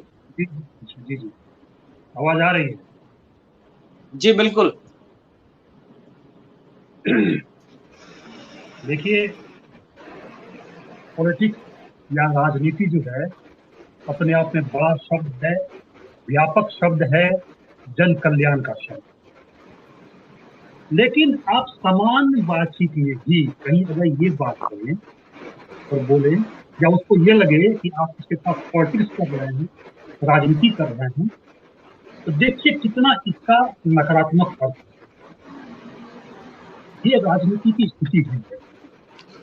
ईसा से 700 वर्ष पूर्व आप कल्प सूत्रों में जाएं, आप धर्म सूत्रों में जाएं, आप मत्स्य पुराण, अग्नि पुराण, कौटिल्य के अर्थशास्त्र, तमाम चीजों पे बात करें, राजनीति का मतलब यही है जन कल्याण, लोगों का कल्याण. लेकिन ऐसा नहीं कि नहीं हुआ, लेकिन जो हमारा विषय है कि राजनीति तो हमने समझ लिया, राज और नीति. राज करना ठीक है, राजतंत्र पहले ही था. राजतंत्र में क्या था, कितनी निष्पक्षता है, कितनी सूचिता है, ये जानने के लिए राजा भी भ्रमण पर निकलते थे, औचक निरीक्षण हुआ करता था. आज इसका कितना प्रतिशत है? तो राजनीति उदात्त और संकीर्ण दो चीजों के साथ. उदात्त की बात आप समझ ही रहे हैं. संकीर्णता ये है, आज जितने भी राजनीतिक दल हैं वो एक कंपनी की तरह काम कर रहे हैं. सभी दलों की जो विचारधाराएं हैं वो कहीं ना कहीं से डाउन हो गई है। एक कंपनी की तरह घाटे और मुनाफे का काम चल रहा है। यह दिक्कत है। लेकिन मैं इस बात से भी पूरी तरह असहमत हूं कि पूरी तरह निराशा का माहौल है। बिल्कुल नहीं है। जो हिंदुस्तान में हो रहा है वो पूरी दुनिया में हो रहा है, हुआ है, हो रहा है। गिरावट की बात हर जगह होती रही है। दुखद पक्ष ये है कि जो नैरेटिव से होते हैं, जहां मीडिया दिख जाती है, वो एक बहुत दुखद पक्ष है। अभी 1 साल पहले अभी अमेरिका में एक रिपोर्ट छपी, वहां पे इस तरह से कहा गया कि हिंदुस्तान में जो हिंदू राष्ट्रवादी सरकार है वो ये कर रही है, वो कर रही है, वो फलाना कर रही है, ठिकाना कर रही है। इस तरह की रपट जब छपेगी तो लोगों की मानसिकता थोड़ी एक और प्रकार की होगी, तो अच्छी बात नहीं। तो हम तमाम लोग जानते हैं कि जो भाषा का स्तर है उस पर संयम हो, लोग जो है राजनीति में आने का मतलब समझें, इसे एक कंपनी ना समझें और लोगों का ध्यान रखें। और क्योंकि समय बहुत कम है तो मैं तो थोड़ा सा आगे जा रहा था। आगे बोलने के लिए बहुत कुछ है। कोविड का टाइम है। इस कोविड के टाइम पे राजनीति ने भी अपना रुख बदला है। साथ भी देखा है हमने, लोगों का आपस में आपसी प्रेम भाव भी देखा है, लेकिन आरोप प्रत्यारोप भी देखे हैं। सरकारों को आंकड़े छिपाते हुए भी हमने देखा है। और उसकी समाधान की बात करें तो समाधान जो है वो जनता के पास, वो न्यायपालिका के पास और सबसे हम सबके पास भी है, और सबसे ज्यादा हम पत्रकारों के पास। हम कहीं ना कहीं से नकेल कस सकते हैं। दिक्कत ये है कि राजनीति में साहित्य से सारे शब्द चुरा लिए हैं और वो सारे कौन उल्टा करती है। साम्यवाद कहीं साम्य नहीं है, समाजवाद कहीं समाज नहीं है क्या? कहीं न कहीं से युक्तिवाद हावी है, अपना लोभ हावी है, कैरियर हावी है। राजनीति जिस पर जाने जी ने कहा कि एक कैरियर बन चुकी है। ये एक दुखद पक्ष है। एक छोटी सी बात है, मुझे एक कविता में लिखी थी 1989 में कि वृक्षारोपण अभियान में तोड़ ली कुछ डाले वृक्षों की ही और उसे रोक दिया उपजाऊ मिट्टी में। असली उद्देश्य की तो हो ही गई। एक योजना थी वृक्षारोपण की, उसने क्या किया कि ऐसे पेड़ जिसकी जो पेड़ मिट्टी में नहीं लग सकते हैं उसको वहां पे रोक दिया। 89 की बात है। क्या फायदा हुआ इससे? और राजनीति की जो मीठी भाषा है वो हमें परेशान करती है, वो हमें दुख देती है। एक अंतिम कविता से आज मैं अपनी बात को समाप्त करना चाहूंगा। तुम चंदा हो, तुम चंदा हो, तुम सूरज हो, मैं अदना हूं, अंतिम हूं। आप राजा हो, मैं दीन हूं, यानी गरीब हूं। राजनीति बोली कुछ यहाँ लोचा है, अंतिम और दीन ने खुद को राजा बनाना सोचा है। धन्यवाद। बहुत सुंदर विभूति, बहुत सुंदर। जो आपका जो एक कवि वाला परिचय है वो सामने आया, ये बहुत अच्छा है। आपने कुछ बातें बड़ी अच्छी कही है कि समाधान जनता के पास है। और एक और बात आपने सभी का ध्यान आकृष्ट कराया कि हम कोविड की चर्चा करें, सरकार के काम की चर्चा करें तो पूरी दुनिया पे हमको नजर भी डालनी चाहिए। और मैंने ये एक बात देखी है कि कितना असंतुलित हमारी बहस हो जाती है। हम चर्चा करने लगते हैं यूरोप के कई देशों से, अमेरिका से भी, और उस चर्चा में हमको कहीं ये ध्यान नहीं रहता कि कहीं की आबादी 90 लाख है किसी देश की, कहीं की आबादी 2 करोड़ है। पूरे अमेरिका की भी बात कर लें तो 33, 34, 35 करोड़ है, और हमारे यहाँ हम 135 करोड़ है। तो मुझे लगता है कंस्ट्रक्टिव क्रिटिसिज्म, मतलब क्रिटिसाइज करना है इसलिए क्रिटिसाइज कर रहे हैं, वो वाली बात आने से भी एक दूसरे तरह की प्रतिक्रिया आती है। दूसरी एक बात, एक और मैंने रंग देखा है पत्रकारिता का, और मैं आज इसका उल्लेख जरूर करना चाहूंगा कि जैसे ही आपको लगा कि सरकार ने कुछ अच्छा किया है और आपने सरकार की तारीफ कर दी, तो पता ही नहीं एकदम से आपको इस दृष्टि से देखा जाएगा कि अब आप पत्रकार रहे नहीं। मुझे नहीं पता पत्रकारिता की किस पुस्तक में यह लिखा है कि अच्छे कामों की तारीफ आप नहीं कर सकते हैं। ये किसने बताया, किसने क्या किया, मुझे पता नहीं। इसका कारण ये इसका प्रभाव, दुष्प्रभाव ये हुआ है कि अच्छे कामों की ना तो लोगों को जानकारी मिलती है, ना उन चीजों के प्रति लोगों का एक आकर्षण बढ़ता है। और इसका सबसे बड़ा उदाहरण आप देखिए, मुझे लगता है वो एक आपराधिक मामला बनना चाहिए था। जिन भी लोगों ने वैक्सीन को लेकर गलत बयानी की और कहा कि ये तो बीजेपी का वैक्सीन है और इस वैक्सीन को लेने से ये हो जाएगा, वो पता नहीं कितनी बातें आई। और उसमें कई पत्रकारों ने कई आलेख लिखे, बड़े नामी गिरामी पत्रकारों ने, राजनीति की बात छोड़ दीजिए। तो इन बातों को समझना, मुझे लगता है ये एक मंच बड़ा अच्छा है कि उन सभी बातों को संतुलित ढंग से कैसे रखें। सत्येन, I will come back to you. It was pleasure listening to you. But before that, let me finish the sequence. We are left with one speaker, Niranjan from Devdhar. And the moment he finishes, then after you can again put in your words. It was really interesting. Niranjan, आप हैं क्या जुड़े हुए?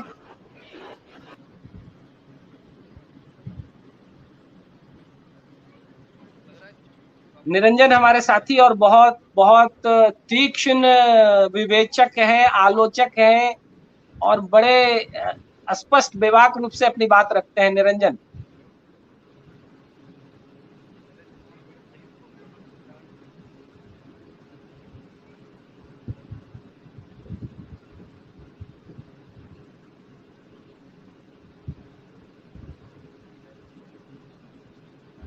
निरंजन आपकी आवाज नहीं आ रही।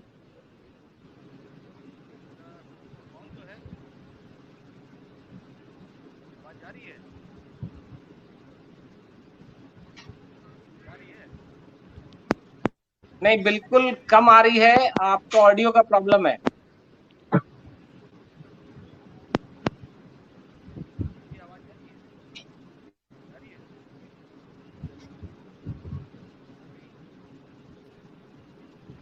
निरंजन भाई, आप एक बार एग्जिट करके दोबारा एंटर होंगे तो आपका ऑडियो का इशू नहीं आएगा। आ गया, हो गया ठीक? आ रही है आवाज? एग्जिट करके एक बार एंटर हो जाइए। बताइए। यस यस, ऑडियो आ रही है आवाज? हाँ, आ रही है, बताइए। जो राजनीति के गिरते स्तर पे जो बातचीत शुरू हुई, और पहले तो सभी बड़े भाइयों को नमस्कार। काफी दिनों के बाद मुलाकात हुई। हनुमंत सर से तो लखनऊ में मुलाकात हुई थी कुछ समय पहले। एक अच्छी शुरुआत परवेन सर के तरफ से सुझाव के साथ, जिस तरह से ये आज बैठक रखी गई, इस तरह की बातचीत होनी चाहिए।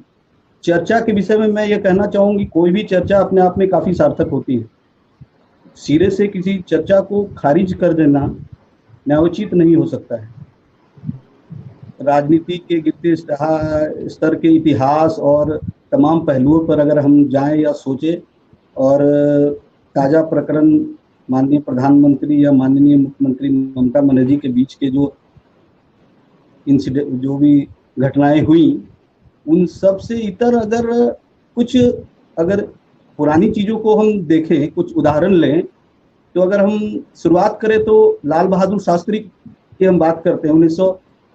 1957 में वो चुनाव लड़ रहे थे और उनके सामने जो सोशलिस्ट पार्टी के उम्मीदवार थे इलाहाबाद से, उन प्रचार के दौरान उनकी कार या कुछ जो है वो पैदल चल रहे थे, कार खराब हो गई थी। और लाल बहादुर शास्त्री उसमें प्रचार के दौरान क्षेत्र में जब मिले तो उन्होंने पूछा कि भाई आप मुलाकात हुई, बातचीत हुई उनसे? तो उन्होंने कहा कि मुझे अभी इतने इतने जगहों पे जाना है। तो लाल बहादुर शास्त्री ने कहा कि मेरा तो चुनाव प्रचार खत्म हो गया, आप मेरी गाड़ी ले जा सकते हैं। मैं कुछ उदाहरण पेश कर रहा हूँ, इस चीज़ को समझें। और उन्होंने गाड़ी अपने जो विपक्षी पार्टी का जो उम्मीदवार था, कोई पाठक जी थे, पूरा नाम मुझे नहीं याद, उनको अपनी गाड़ी दी। और ये एक मतलब उदाहरण हो सकता है। उसके बाद अगर हम सरदार पटेल की बात करें, खेड़ा लोकसभा में, गुजरात के लोकसभा क्षेत्र से उनकी बड़ी बेटी जो चुनाव लड़ रही थी, तो सरदार पटेल ने कहा था कि मैं इसमें किसी तरह की मदद नहीं करूंगा या मैं तुम्हारे कैंपेन में नहीं जाऊंगा। कि उस समय जो साथ में वहाँ पर जनसंघ के जो उम्मीदवार थे जो चुनाव लड़ रहे थे, उनसे भी एक जो प्रगाढ़ता मित्रता थी सरदार पटेल की। तो ये सब देखना होगा कि राजनीति के गिरते स्तर में ये तमाम उदाहरण, राजीव गांधी का अटल बिहारी वाजपेयी को इलाज के लिए विदेश भेजना या अटल बिहारी वाजपेयी का अपनी सरकार का गिर जाने की स्थिति में भी किसी तरह के कोई एक मतलब गलत मीन्स या कोई भी जो तमाम तरह की चीजें हो सकती थी वो सांसद को अपने पाले में करने के लिए पैसे का प्रलोभन या तमाम सारी चीजें जो आज होती हैं हो सकती थी, उन्होंने वैसा कुछ नहीं किया। तो ऐसे तमाम दुनिया भर के उदाहरण हैं हमारे समाज में। और रास्ता जो ये कहा जा रहा है कि समाज ये हो गया, समाज ऐसा हो, समाज वैसा हो गया, समाज में बेचैनी है, समाज अपना रास्ता खुद तय करेगा। आज अगर 4 सुप्रीम कोर्ट के 4 बड़े न्यायाधीश निकलकर पब्लिकली आते हैं तो वो एक बेचैनी है जो बता रही है कि रास्ता इसी के बीच से निकलेगा। पत्रकार के रूप में अगर गणेश शंकर विद्यार्थी दंगाइयों की भीड़ में खुद कूद जाते हैं और अपना बलिदान देते हैं तो ये एक उदाहरण है कि सारी चीजें यहीं से निकलेंगी। और इसके लिए तमाम लोग छोटे छोटे स्तर पे, राइट विंग हो, लेफ्ट विंग हो, मिडिल हो, मतलब सेंटर फॉरवर्ड हो, तमाम तरह के लोग, हर खेमे में लोग हैं, अच्छे लोग हैं, बुरे लोग हैं। ज्ञानेश जी ने राजनीति के अपराधीकरण की बात कही कि 70 क्या मतलब 80 के दशक से नॉर्थ इंडिया के जिस तरह से बाहुबली, बंदूक और ये पैसे का प्रवेश, पहले शराब और ये सब चीजें आई, धीरे धीरे अब चूंकि हो क्या रहा है कि पूंजी अब सब चीज पे कब्जा करना चाहती है। पूंजी आपको हर स्थिति में, उन्होंने पहले संस्थानों को कब्जा शुरू किया, पहले राजनीतिक पार्टियों को गुलाम बनाना शुरू किया, नेताओं को, एमपी को, एमएलए को। अब उन्होंने क्या किया, पार्टियों को अपना, पार्टियों पर हित साधा, पार्टियों के पीछे पैसा लगाना शुरू किया। पार्टियों के बाद अब संस्थाओं को कब्जा करने की बात हो रही है। तो इसमें आप कह रहे हैं कि अमुक पार्टी है, बीजेपी है जो है बिक गई है या कांग्रेस है बिक गई, नहीं। हर पार्टी की अपनी जरूरतें हैं, हर पार्टी चुनाव लड़ने के लिए, चूंकि आपने चुनाव को ही सब कुछ बना दिया है, चुनाव जीतने को ही सब कुछ मान लिया है कि जो चुनाव जीतेगा वही सबसे बड़ा पॉइनियर होगा, वही सबसे बड़ा मतलब इस चीज में मतलब मशीनरी जो बनेगी, चुनाव जो जीतेगा वही सब कुछ है। उस मतलब चुनाव जीत करके संसद में आ जाएगा। पहले संसद में अगर लोहिया जी बोलते थे और उनकी बात भी सुनी जाती थी, आज संसद में उस तरह की बातों, उस तरह की बहसों का दौर नहीं रह गया। अगर एक प्रधानमंत्री पूर्व प्रधानमंत्री पर इस तरह की मतलब टिप्पणियां करता है, मैं किसी के नाम या व्यक्तिगत नाम लेके बात नहीं कर रहा हूँ, सारे लोग पत्रकार हैं और उससे ज्यादा भी जानते होंगे, अच्छे संस्थानों में सारे कुछ घटनाक्रम को पिछले 20, 30, 35 सालों से वरिष्ठ लोग देखते आए होंगे कि रेनकोट पहन के नहाना, या बहुत संसद में जब आप बात करते हैं, चुनावी सभाओं में बात करना एक दूसरी बात होती है और संसद में कहीं बात एक दूसरी बात होती है। हाँ, नीति निर्धारण होता है, सारी चीजें आप इस देश के लिए वहां से तय करते हैं और वहां पर इस तरह की बातें होती हैं। तो सवाल ये है कि इस तरह की जो चीजें हैं समाज में घट रही हैं और उसके बीच जो है जन समर्थन के रूप में हम आप इस खेमे में उस खेमे में चले गए हैं, वो ठीक है, लेकिन एक जगह पे ये देखना होगा कि चाहे वो राष्ट्रवाद की बात हो, देशवाद हो, तो राष्ट्रवाद सिर्फ भारत माता की जय बोलने से या आप जोर जोर से हिंद बोल देने से नहीं होगा। ठीक है, राष्ट्रवाद आप उस सेना के सिपाही से पूछिए जो बिना मतलब किसी रैली में या किसी नेताओं के आगे पीछे घूमते हुए बिना अपनी शहादत देता है। तो राष्ट्रवाद का मतलब परिवार में पूछा जा सकता है जो जिनके लोगों ने सीमा पर अपनी जान दी। तो ये सब चीजें हैं मोटा मोटी। और राजनीति में अगर आप कहें कि नेहरू और पटेल, आपको याद होगा जब काफी लोग जानते होंगे सरदार पटेल की जब मतलब लगभग बहुत हालत खराब थी, तबीयत खराब थी, तो उन्होंने मतलब राजेंद्र प्रसाद से कहा कि मेरी तबीयत खराब है और ऐसी स्थिति में नेहरू के आसपास भी ऐसे लोग हैं, तमाम लोग हैं, ऐसे लोगों से नेहरू को बचाकर उनकी आपको मदद करनी। हमारे लोगों में हमने तमाम लोग, हम लोग इस ग्रुप से जुड़े हुए हैं, हम तमाम लोग जब किसी चीज पर बात करते हैं तो सहमति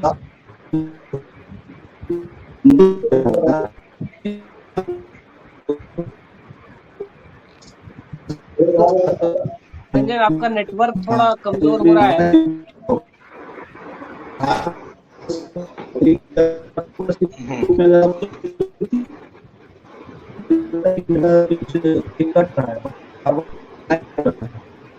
निरंजन, आपका नेटवर्क थोड़ा कमजोर हो रहा है क्या? नेटवर्क में थोड़ी समस्या आ रही है। कोई बात नहीं, आपने बहुत सारे उदाहरणों के साथ,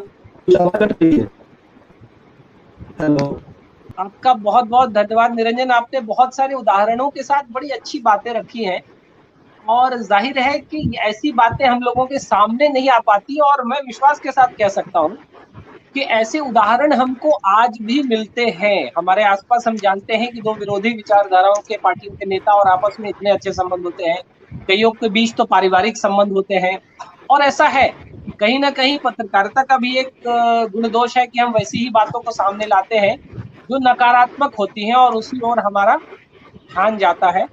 लेकिन हाँ, कुछ एक चर्चा में जो बात आई राष्ट्रवाद के स्वरूप, मुझे लगता है उस पर एक अलग चर्चा हम लोग रख सकते हैं कि भारत माता की जय बोलना राष्ट्रवाद है या नहीं है, तो उसके वो एक अलग चर्चा का विषय है। लेकिन बहुत अच्छी व्यवहारिक और उदाहरण के साथ आपने बातें रखी। हम सभी लोग यही चाहते हैं कि राजनीति में वैसा स्वरूप हमारे सामने आए जिससे कि समाज और विशेष करके युवा राजनीति में जाने को प्रेरित हो पाए। And as I said earlier, I will just request Satyen, but in brief, to give a final shape to his words. Satyen, you can come in. Yeah, thank you once again. Thank you. The sole point I would like to make that if suppose we can continue with the same sort of, trained in the politics, like while governments may have their way, the opposition must have its say. It's highly infectious, my dear. It's highly infectious. It can simply, degenerate the health of the Indian politics and the democracy to the core. So what we need is basically, we call this journalism the fourth pillar of the democracy. But are we, doing the service to the nation? That needs to be, understood. That needs to be questioned from within. Because if we will continue to do so, we will forget the main purpose of our journalism and its, the motive itself. We must develop the power to call a spade a spade. What is truth? It has to be come out at any point and at any separation. Once we will start doing this, naturally every institution will favor the democracy to rise. As my predecessors, I'm talking about in this group, the people who have spoken before me, they have made their points very intelligently. Once again, I would like to just remind one of the points of Gyaneshji, that this purpose of politics is what? Pragmatism, as people say, the pragmatic politics is simply to go, it has become, from the cottage industry to a multi-dollar industry. Yes, it is. But the purpose has lost. But we need to inculcate those particular things which are necessary to define democracy and make it more and more stronger. I have not lost hope, even with all this. Because at this stage, what I feel, that one who sparks it also has the ability to transform it to love. Basically, he who creates sadness has the ability to convert it to happiness. He who creates darkness can also be awakened to produce illumination. So politics will also be cleansed one day. And that is once the electorate will mature. And for the electorate to mature, we need to call a spade a spade. We need to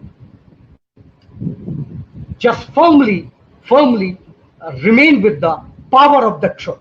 Thanks. Thank you, Satyen, for your precious words.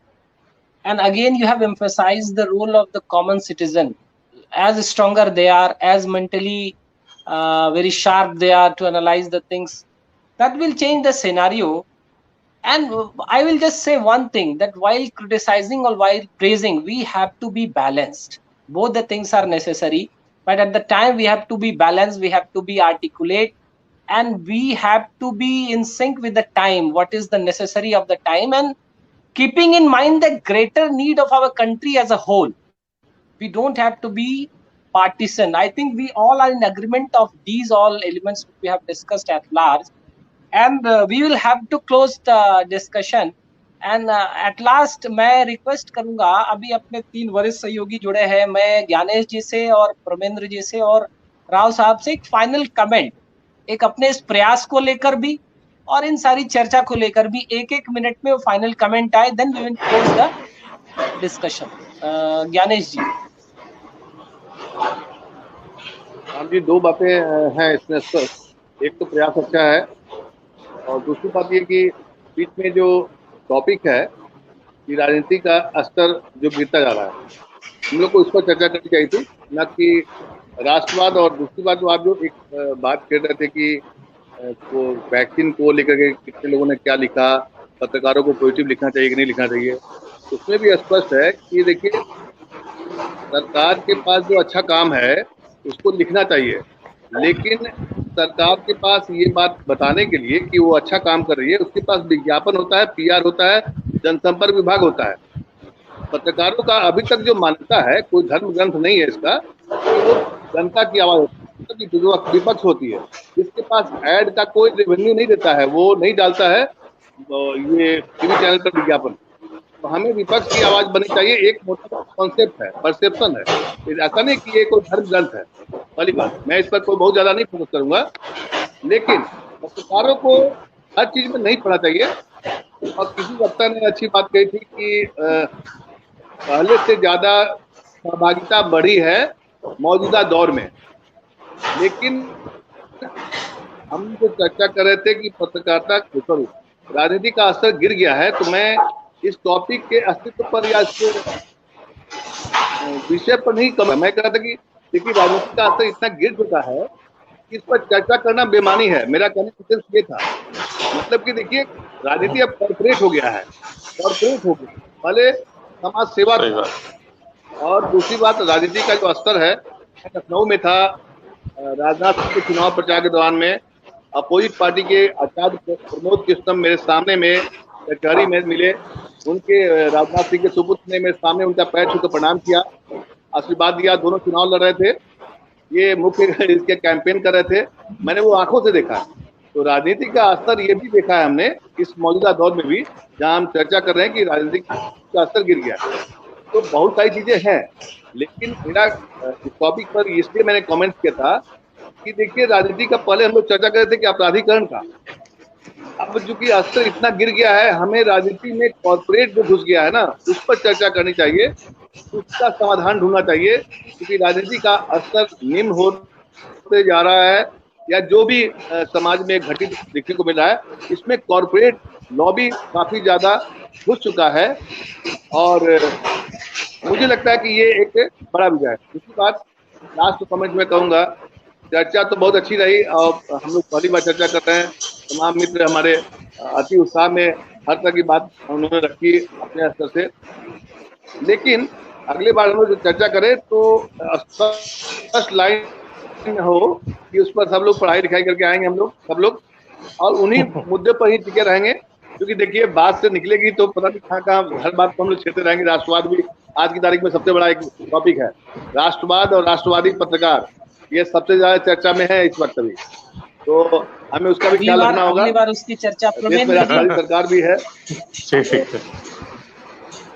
राष्ट्रवादी राष्ट्रवाद पर एक दिन अभी उसका तय करेंगे। अभी एक बार इसको हम लोग क्लोज करते हैं। प्रमेंद्र जी। श्याम जी, देखिए, चर्चा तो बहुत अच्छी रही, और जैसा होना चाहिए वैसे ही हर तरह के विचार सामने आए। हाँ, ठीक है, ज्ञानेश जी ने भी कहा कि विषय से थोड़ा सा हम भटके हुए, तो स्वाभाविक है।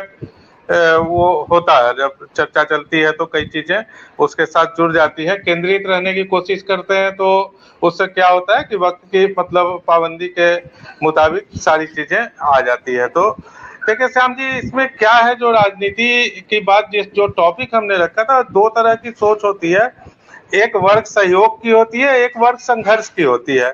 इस समय जो माहौल बनाया हुआ है देश में, या बन गया है, कहें राजनीतिक दलों ने बनाया हो या हमारी सोच ने ही बनाया हो, कि देश में दो तरह के लोग होते हैं या दो तरह की राजनीति होती है। एक राजनीति जो है वो है मोदी समर्थक की, एक राजनीति जो है वो मोदी विरोधी की, और पूरी देश जो है इन्हीं दो राजनीतिक ध्रुवों के बीच में वो घूम रहा है। तो हर चीज को इसी के परिप्रेक्ष्य में रख करके हम लोग सोचते रहे। मेरा ये कहना है कि जरूरी नहीं है, पहले भी हर तरह की विचारधारा, हर तरह की सोच, समाजवाद भी साथ में चल रहा था, कांग्रेस भी चल रहे थे, जैसे कांग्रेस में भी नरम दल भी था, गरम दल भी था, इसी तरह से जनसंघ भी चल रहा था, कांग्रेस भी चल रही थी, सोशलिस्ट पार्टी भी, वामपंथी दल भी, और सब मिलकर के एक सह अस्तित्व में रहते थे, कोई किसी का दुश्मन नहीं हुआ करता था। कई बार जो है वो मिलकर के एक समाधान निकाला जाता था। अब जो है ये चीजें दिखती नहीं है। आप अगर गौर से देखेंगे तो बहुत कम आपको दिखता है कि सर्वदलीय बैठक होती है, और इसके लिए सिर्फ सत्ता पक्ष नहीं, विपक्ष भी जिम्मेदार है। कई बार ऐसा होता है कि बुलाने की जरूरत ही नहीं होती, ऐसा सत्ता पक्ष महसूस करे कि हमें करना है, हमारे पास बहुमत है, और विपक्ष का ये कहना होता है कि इन्हें तो अपने ही मुताबिक करना है, हमें क्या लेना देना है। और ट्विटर पे या सोशल मीडिया मंचों पर जो है ये सारी राजनीति कर लेते हैं, पक्ष हो या विपक्ष हो, वहीं पर बयानबाजी हो जाती है, वहीं पर एक आरोप लगाता है, दूसरा प्रत्यारोप करता है। तो इन चीजों से निकलने की जरूरत है। ये दबाव पत्रकारों को, हमें बनाना है कि भाई जैसे सत्ता पक्ष की जिम्मेदारियां तय है लोकतंत्र में, वैसे ही विपक्ष की भी जिम्मेदारियां तय हैं।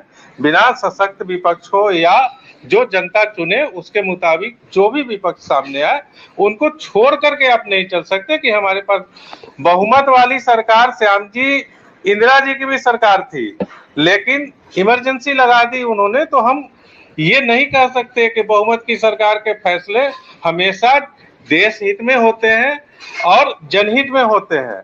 बहुमत की सरकार के फैसले भी जनहित के खिलाफ जा सकते हैं, इसमें कोई ये बात नहीं है। और दूसरी बात ये कि गठबंधन की जो सरकार है, अल्पमत की सरकार है, उन सरकारों के फैसले समझौतावादी होते हैं, ऐसा भी नहीं है। अटल जी की गठबंधन सरकार देश ने, मतलब हम सबने देखी है, और अटल जी ने किस तरह से, किस कुशलता के साथ उसे चलाया, ये भी देखा है। आज भारतीय जनता पार्टी के लोग अगर अटल जी को उस मंच पे जाके और पार्टी से ऊपर उठकर, मतलब अपनी पार्टी के संस्थापक अध्यक्ष और मार्गदर्शक के रूप में देखते हैं, नमन करते हैं, तो कांग्रेस के लोग भी अटल जी की बात करते हैं। ये हम लोग अक्सर सुनते रहे हैं कि नेहरू जी ने ये कहा था कि अटल जी जैसे वक्ता, मतलब उनकी तारीफ की थी सार्वजनिक रूप से। तो एक उस तरह की चीजें आनी चाहिए, सब साथ चल सकते हैं, और यही हमारी कोशिश भी है कि समाधान यहीं से निकलेगा कि हम सब मिल करके, जो हमारी मिट्टी की जो ये है हमेशा परंपरा है भारत की, उसके मुताबिक चलें, मिलकर चलेंगे, क्यों नहीं समाधान निकलेगा। बिल्कुल निकलना चाहिए, निकलने की उम्मीद भी है और निकलेगा। बहुत बहुत बेहतर। जिनका ऑडियो म्यूट नहीं है, मैं आग्रह करूंगा कि वो ऑडियो म्यूट कर लें। और अंत में मैं राव साहब से आग्रह करूंगा फाइनल कमेंट। जी धन्यवाद श्याम जी, बहुत अच्छी परिचर्चा रही आज, बहुत सारे बिंदु निकल करके आए इस परिचर्चा से। और कुल मिला के अगर इसका सार देखा जाए तो ये तो बहुत जरूरी है कि राजनीति में शिष्टाचार और एक दूसरे के प्रति सम्मान, ये सारी चीजें बहुत जरूरी हैं, क्योंकि हम इतना बड़ा डाइवर्स नेशन है, इतनी बड़ी देश है, इतनी विभिन्न संस्कृतियां हैं, तरह तरह के विचार हैं, और ऐसे में अगर राजनेताओं का एक दूसरे के प्रति व्यक्तिगत सम्मान नहीं होगा, संस्थागत सम्मान नहीं होगा, तो ये देश नहीं चल सकता है।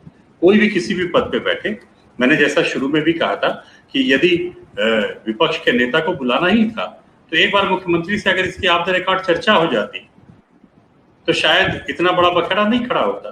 प्रधानमंत्री का समय बहुत महत्वपूर्ण होता है, मुख्यमंत्री का समय बहुत महत्वपूर्ण होता है। इन दोनों के समय से पूरे देश का समय जुड़ा हुआ है। 130 करोड़ लोगों की आबादी का जो है भविष्य तय होता है। ये गैर जिम्मेदाराना स्थितियों में ये लोग नहीं आ सकते हैं। अब चूंकि आ रहे हैं, ऐसी स्थितियां हो रही हैं, और इसीलिए हम लोगों ने ये विमर्श किया है कि आखिर इन स्थितियों में कौन पहले घंटा बजाएगा, कौन इन चीजों को नियंत्रित करेगा। तो तमाम सारे वक्ताओं ने बहुत अच्छे सुझाव दिए। ये सुझाव निकल के आया कि चूंकि पत्रकार जो है वो उसका ये दायित्व है, ये उसका जो है व्यावसायिक दायित्व है, प्रोफेशनल दायित्व है कि वो ऐसी चीजों पे नजर रखे, ऐसी चीजों को इंगित करे, ऐसी चीजों को बताए।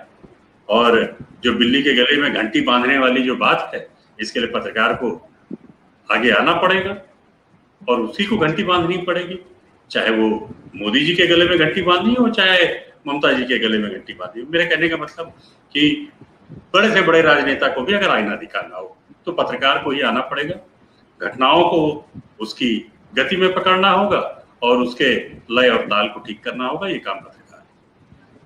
फिर बात ये आई कि पत्रकार भी बहुत सारे किंतु परंतुओं में फंसे हैं। तो अल्टीमेटली लोकतंत्र में ये जनता जनार्दन ही होती है जो एक फाइनल दिशा दिखाती है, और यही हमारे लोकतंत्र की खूबसूरती भी है। और भारत की जनता ने कई बार कई मुद्दों पे एक बेबाक राय दे करके ऐसे फैसले किए हैं जहां उन्होंने सर्वशक्तिमान सरकारों को पटका भी है। इसलिए हम लोग को बहुत निराश होने की जरूरत नहीं है। जब तक इस देश में जनतंत्र है तब तक हम कॉरपोरेट की विद्रूपताएं देखते रहेंगे, पूंजी की विद्रूपताएं देखते रहेंगे, लेकिन अंत में जो विजय होगी वो सत्य की होगी और जनता की होगी। इसलिए बहुत परेशान भी नहीं होने की जरूरत है। तीसरी एक बहुत छोटी सी बात कहना चाहूंगा कि जब कभी हम देखें कि चारों तरफ अंधकार है तो एक बार हम अपने इतिहास को जरूर पलट के देखें। उस इतिहास से हमको इतने उदाहरण मिल जाते हैं, जैसे बहुत सारे साथियों ने उदाहरण दिए कि कब राजीव गांधी ने अटल जी की मदद की, कब किसने किसकी मदद की। तो ये उस अंधेरे में दीपक का काम करते हैं। तो हमको अपने इतिहास की तरफ भी बार बार उसका संदर्भ लेना चाहिए जब जब इस तरह की विद्रूपताएं हमारे सामने आती हैं कि पहले क्या था और अब क्या हो रहा है, क्योंकि एक पॉइंट ऑफ रेफरेंस भी हमको काम आता है। मैं आप सभी आयोजनकर्ताओं को बधाई दूंगा, संचालनकर्ता श्याम जी को बहुत बहुत बधाई, बहुत धन्यवाद। उनका कुशल संचालन रहा और इतने वर्षों बाद हम सभी इकट्ठे हुए, इस रूप में इकट्ठे हुए, एक सार्थक चर्चा हुई। मैं आप सभी का बहुत आभारी हूँ। धन्यवाद राव साहब। और अभी अपने इस पूरे आयोजन में जो सबसे बड़ी भूमिका निभाई वो हमारे मित्र है पुष्पेंद्र। मैं आपसे आग्रह करूंगा आप भी स्क्रीन पर आए और बैकहैंड जितना आयोजन आप देख रहे हैं, ये एक बहुत पहले बार के प्रयास में इतना सुंदर सब कुछ हो पाया। पुष्पेंद्र, हम सभी आपसे भी जानना चाहेंगे आपकी राय और इसका पूरा अनुभव, ये जो अभी पिछले 3-4 घंटे से आप इसमें लगे हुए थे। आपका ऑडियो म्यूट है पुष्पेंद्र।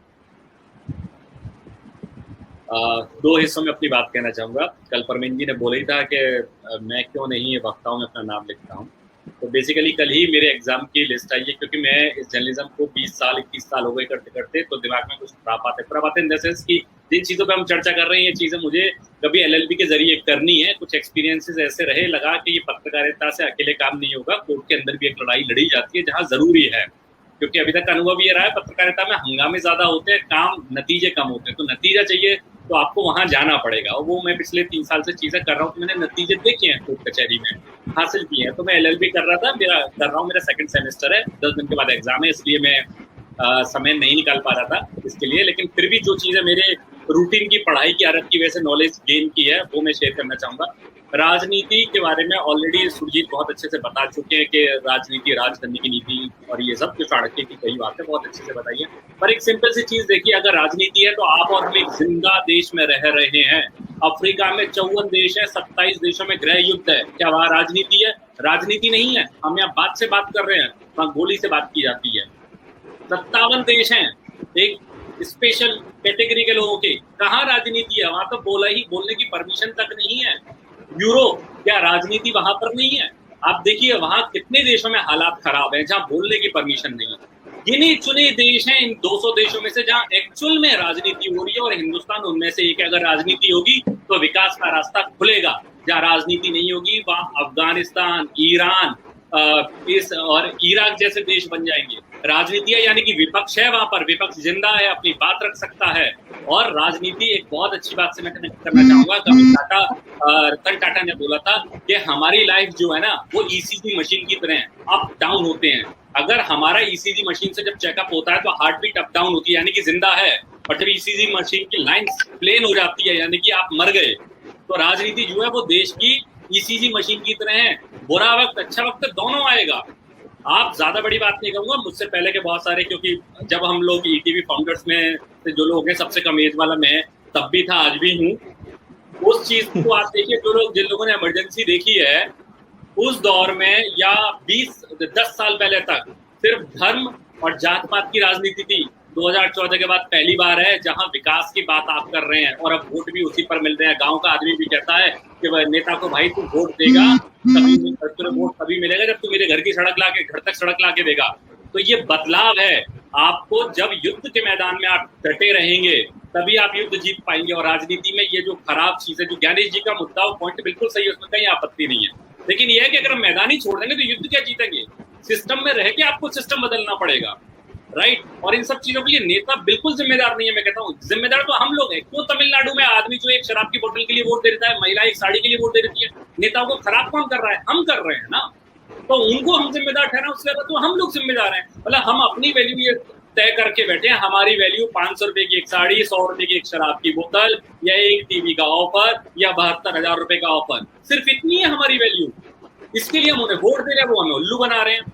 और जिन लोगों को लगता है ये अपॉर्चुनिटी अच्छी, ज्ञानेश जी ने बहुत अच्छी बात बोली कि ये बिजनेस बन चुका है, और फैक्ट है ये बिजनेस बन चुका है। राजनीति में आने के लिए आदमी पैसा इकट्ठा करता है। कई ऐसे लोगों को मैं पर्सनली जानता हूँ जिन लोगों ने मार्केट से पैसा उठाया है, लोन लिया है, पर्सनल लोन, बैंकों से नहीं है, दोस्तों से लिया है कि मुझे चुनाव लड़ना है, क्योंकि मैं अगर वहां चुनाव जीत गया प्रधान का या एमएलए का तो इतना पैसा कमाऊंगा और उसमें से पूरे उतना दूंगा। वाकई में ये बिजनेस बन चुका है। तो अगर हमने इसे खराब किया तो ठीक भी हमको ही करना है। और दूसरी बात ये तकनीक की कि ये चीजें तो समय के साथ जैसे बदलाव में, जब टीवी में था तभी मैंने ये डिजिटल करना शुरू किया, और करते करते ये चीजें यहाँ आ गई। राजनीति से जोड़ूंगा, हमें अपने बदलते दौर के साथ बदलना पड़ेगा। अगर नहीं बदलोगे तो ईरान, अफगानिस्तान बदलते देर नहीं लगेगी। 2 कंट्री बने थे 1947 में, इंडिया और पाकिस्तान। एक में राजनीति जिंदा है और दूसरे में नहीं है। इससे अच्छा और शानदार एग्जाम्पल नहीं हो सकता। अब देख लीजिए कि किसको राजनीति करनी है और किसको नहीं।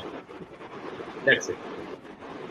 बहुत अच्छा। मुझे लगता है कि समापन के लिए जितना अच्छा एक कमेंट आना चाहिए था वो आ गया। और तस्वीर को अगर हम तुलनात्मक रूप में देखेंगे, दुनिया के कई देशों का उदाहरण आपने दिया, पुष्पेंद्र, बहुत अच्छा है। भारत के अंदर भी एक दूसरे राज्यों से तुलना करेंगे तो बहुत सारी बात स्पष्ट होगी। बस एक अंतिम टिप्पणी के साथ मैं इस चर्चा को यहीं विराम दूंगा कि हम जब भी कोई बात कहते हैं तो हम ये मानकर कहें कि वो मेरी अवधारणा है, मेरा अनुभव है, मेरा परसेप्शन है। इन दिनों मैं एक दिक्कत ये देखता हूँ कि मैंने कुछ अनुभव किया तो मैं ये बताने का प्रयास करूंगा कि पूरी दुनिया ऐसा ही सोच रही है। समाज विभाजित हो गया है, आग लग गई है, गिरावट हो गई है। ऐसा नहीं होता। ये हमारा विचार है, मेरा अनुभव है। हो सकता है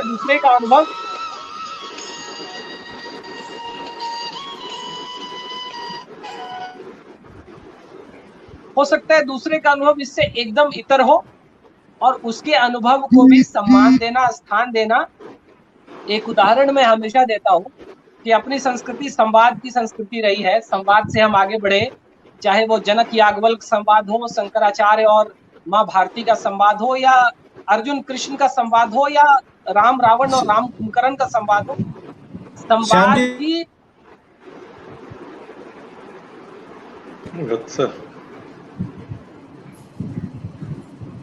संवाद की अनिवार्यता, संवाद की प्रमुखता, संवाद का महत्व रहा। चारवाक जो लोकायत दर्शन के जनक थे, और एक ऐसे समय जब पूरी विचारधारा एक अलग हुआ करती थी, वो कहते थे रणम कृत्वा घृतम पिबेत, मतलब जो है ये शरीर ही है।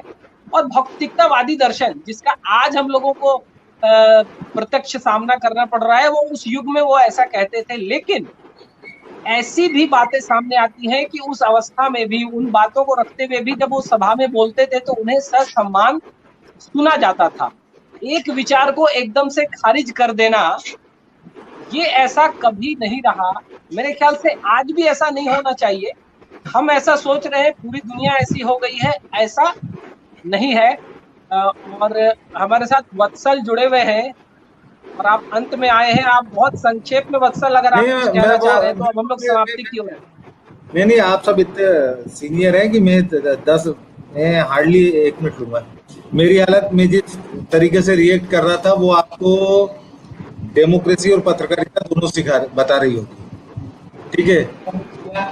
मेरे मुंह बंद थे लेकिन मैं कहना चाह रहा था, ठीक है।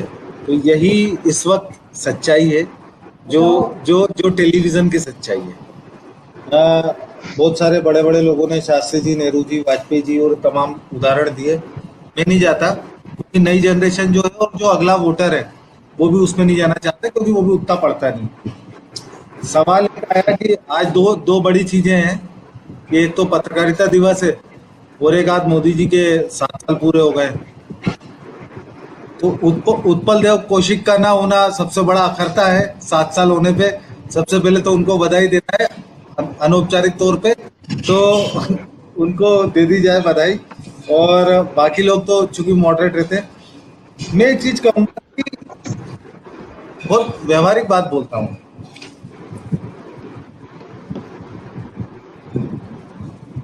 पत्रकारिता दरअसल पैसे पे उलझ गई है। देखिए, चैनल चलाना है, पोर्टल चलाना है। अभी शायद रिकॉर्ड हो रहा है, नहीं हो रहा है, आई डोंट नो ये कहाँ जाएगा कहाँ नहीं जाएगा। लेकिन सच्चाई ये है कि यार चैनल चलाना है ना, संस्थान चलाना है ना, पोर्टल चलाना है ना, पैसा चाहिए। पैसा जनसंपर्क देगा। जनसंपर्क कौन चलाता है? या तो मुख्यमंत्री या प्रधानमंत्री। क्यों? क्योंकि आपको आपके पीछे लगे 40 लोगों को संभालना है। एक आदमी के पीछे 4 लोग हैं। तो हम ये बदलाव और मूल्य की बात करते हैं ना कि ये बोफोर्स हमको बड़ा पसंद आया, हवाला कांड हमको बड़ा पसंद आया, हमको बहुत सारी चीजें बड़ी इंटरेस्टिंग लगी, उसकी डायरी, जैन डायरी और ये सब मैंने बहुत सारी चीजें लिख के रखी थी। लेकिन कुल मिला के लब्बुल हुआ भी है कि अब चीजें बदल गई। और मैं बड़ी इंटरेस्टिंग चीज आपको बता दूं कि अब चीजें इससे ज्यादा बुरी तरीके से बिगड़ेंगी। क्योंकि देखिए, ये शतरंज का खेल है। आपने 2 प्यादे चले, उन्होंने घोड़ा चला, आपने ये चला, तो ये सब चीजें होती रहेंगी। और लेकिन हम लोगों को अपना अस्तित्व बचाने की बात है। मैं इसमें बहुत व्यवहारिक बात कहता हूं कि सबसे ज्यादा जरूरी होती है एक पत्रकार की नौकरी बचना, एक पत्रकार का जीवित रहना, एक पत्रकार का। सर आपसे आग्रह करूंगा बहुत संक्षेप में। बस ठीक है, चलिए तो मैं अपनी सभा यहीं समाप्त कर देता हूँ संक्षेप। जय हिंद जनाब। और मैं शुरू से ऐसा था, मैंने इसीलिए तत्काल कर दिया। हाँ बिल्कुल बिल्कुल। अभी लेकिन आखिर में काम भी करने हैं इस चर्चा के अलावा। और आखिर में एक बात बोलूंगा, सत्यन अंग्रेजी जरा कम, माखनलाल में जैसा था वैसा रहा कर, और गंजा हो गया, बाकी बातें फोन पे करेंगे। सभी को जय हिंद जनाब। ये आप गंजा नहीं हुआ। धन्यवाद और सभी का बहुत बहुत धन्यवाद इस कार्यक्रम में जुड़ने के लिए। नमस्ते, goodbye. Thank you Shyam ji.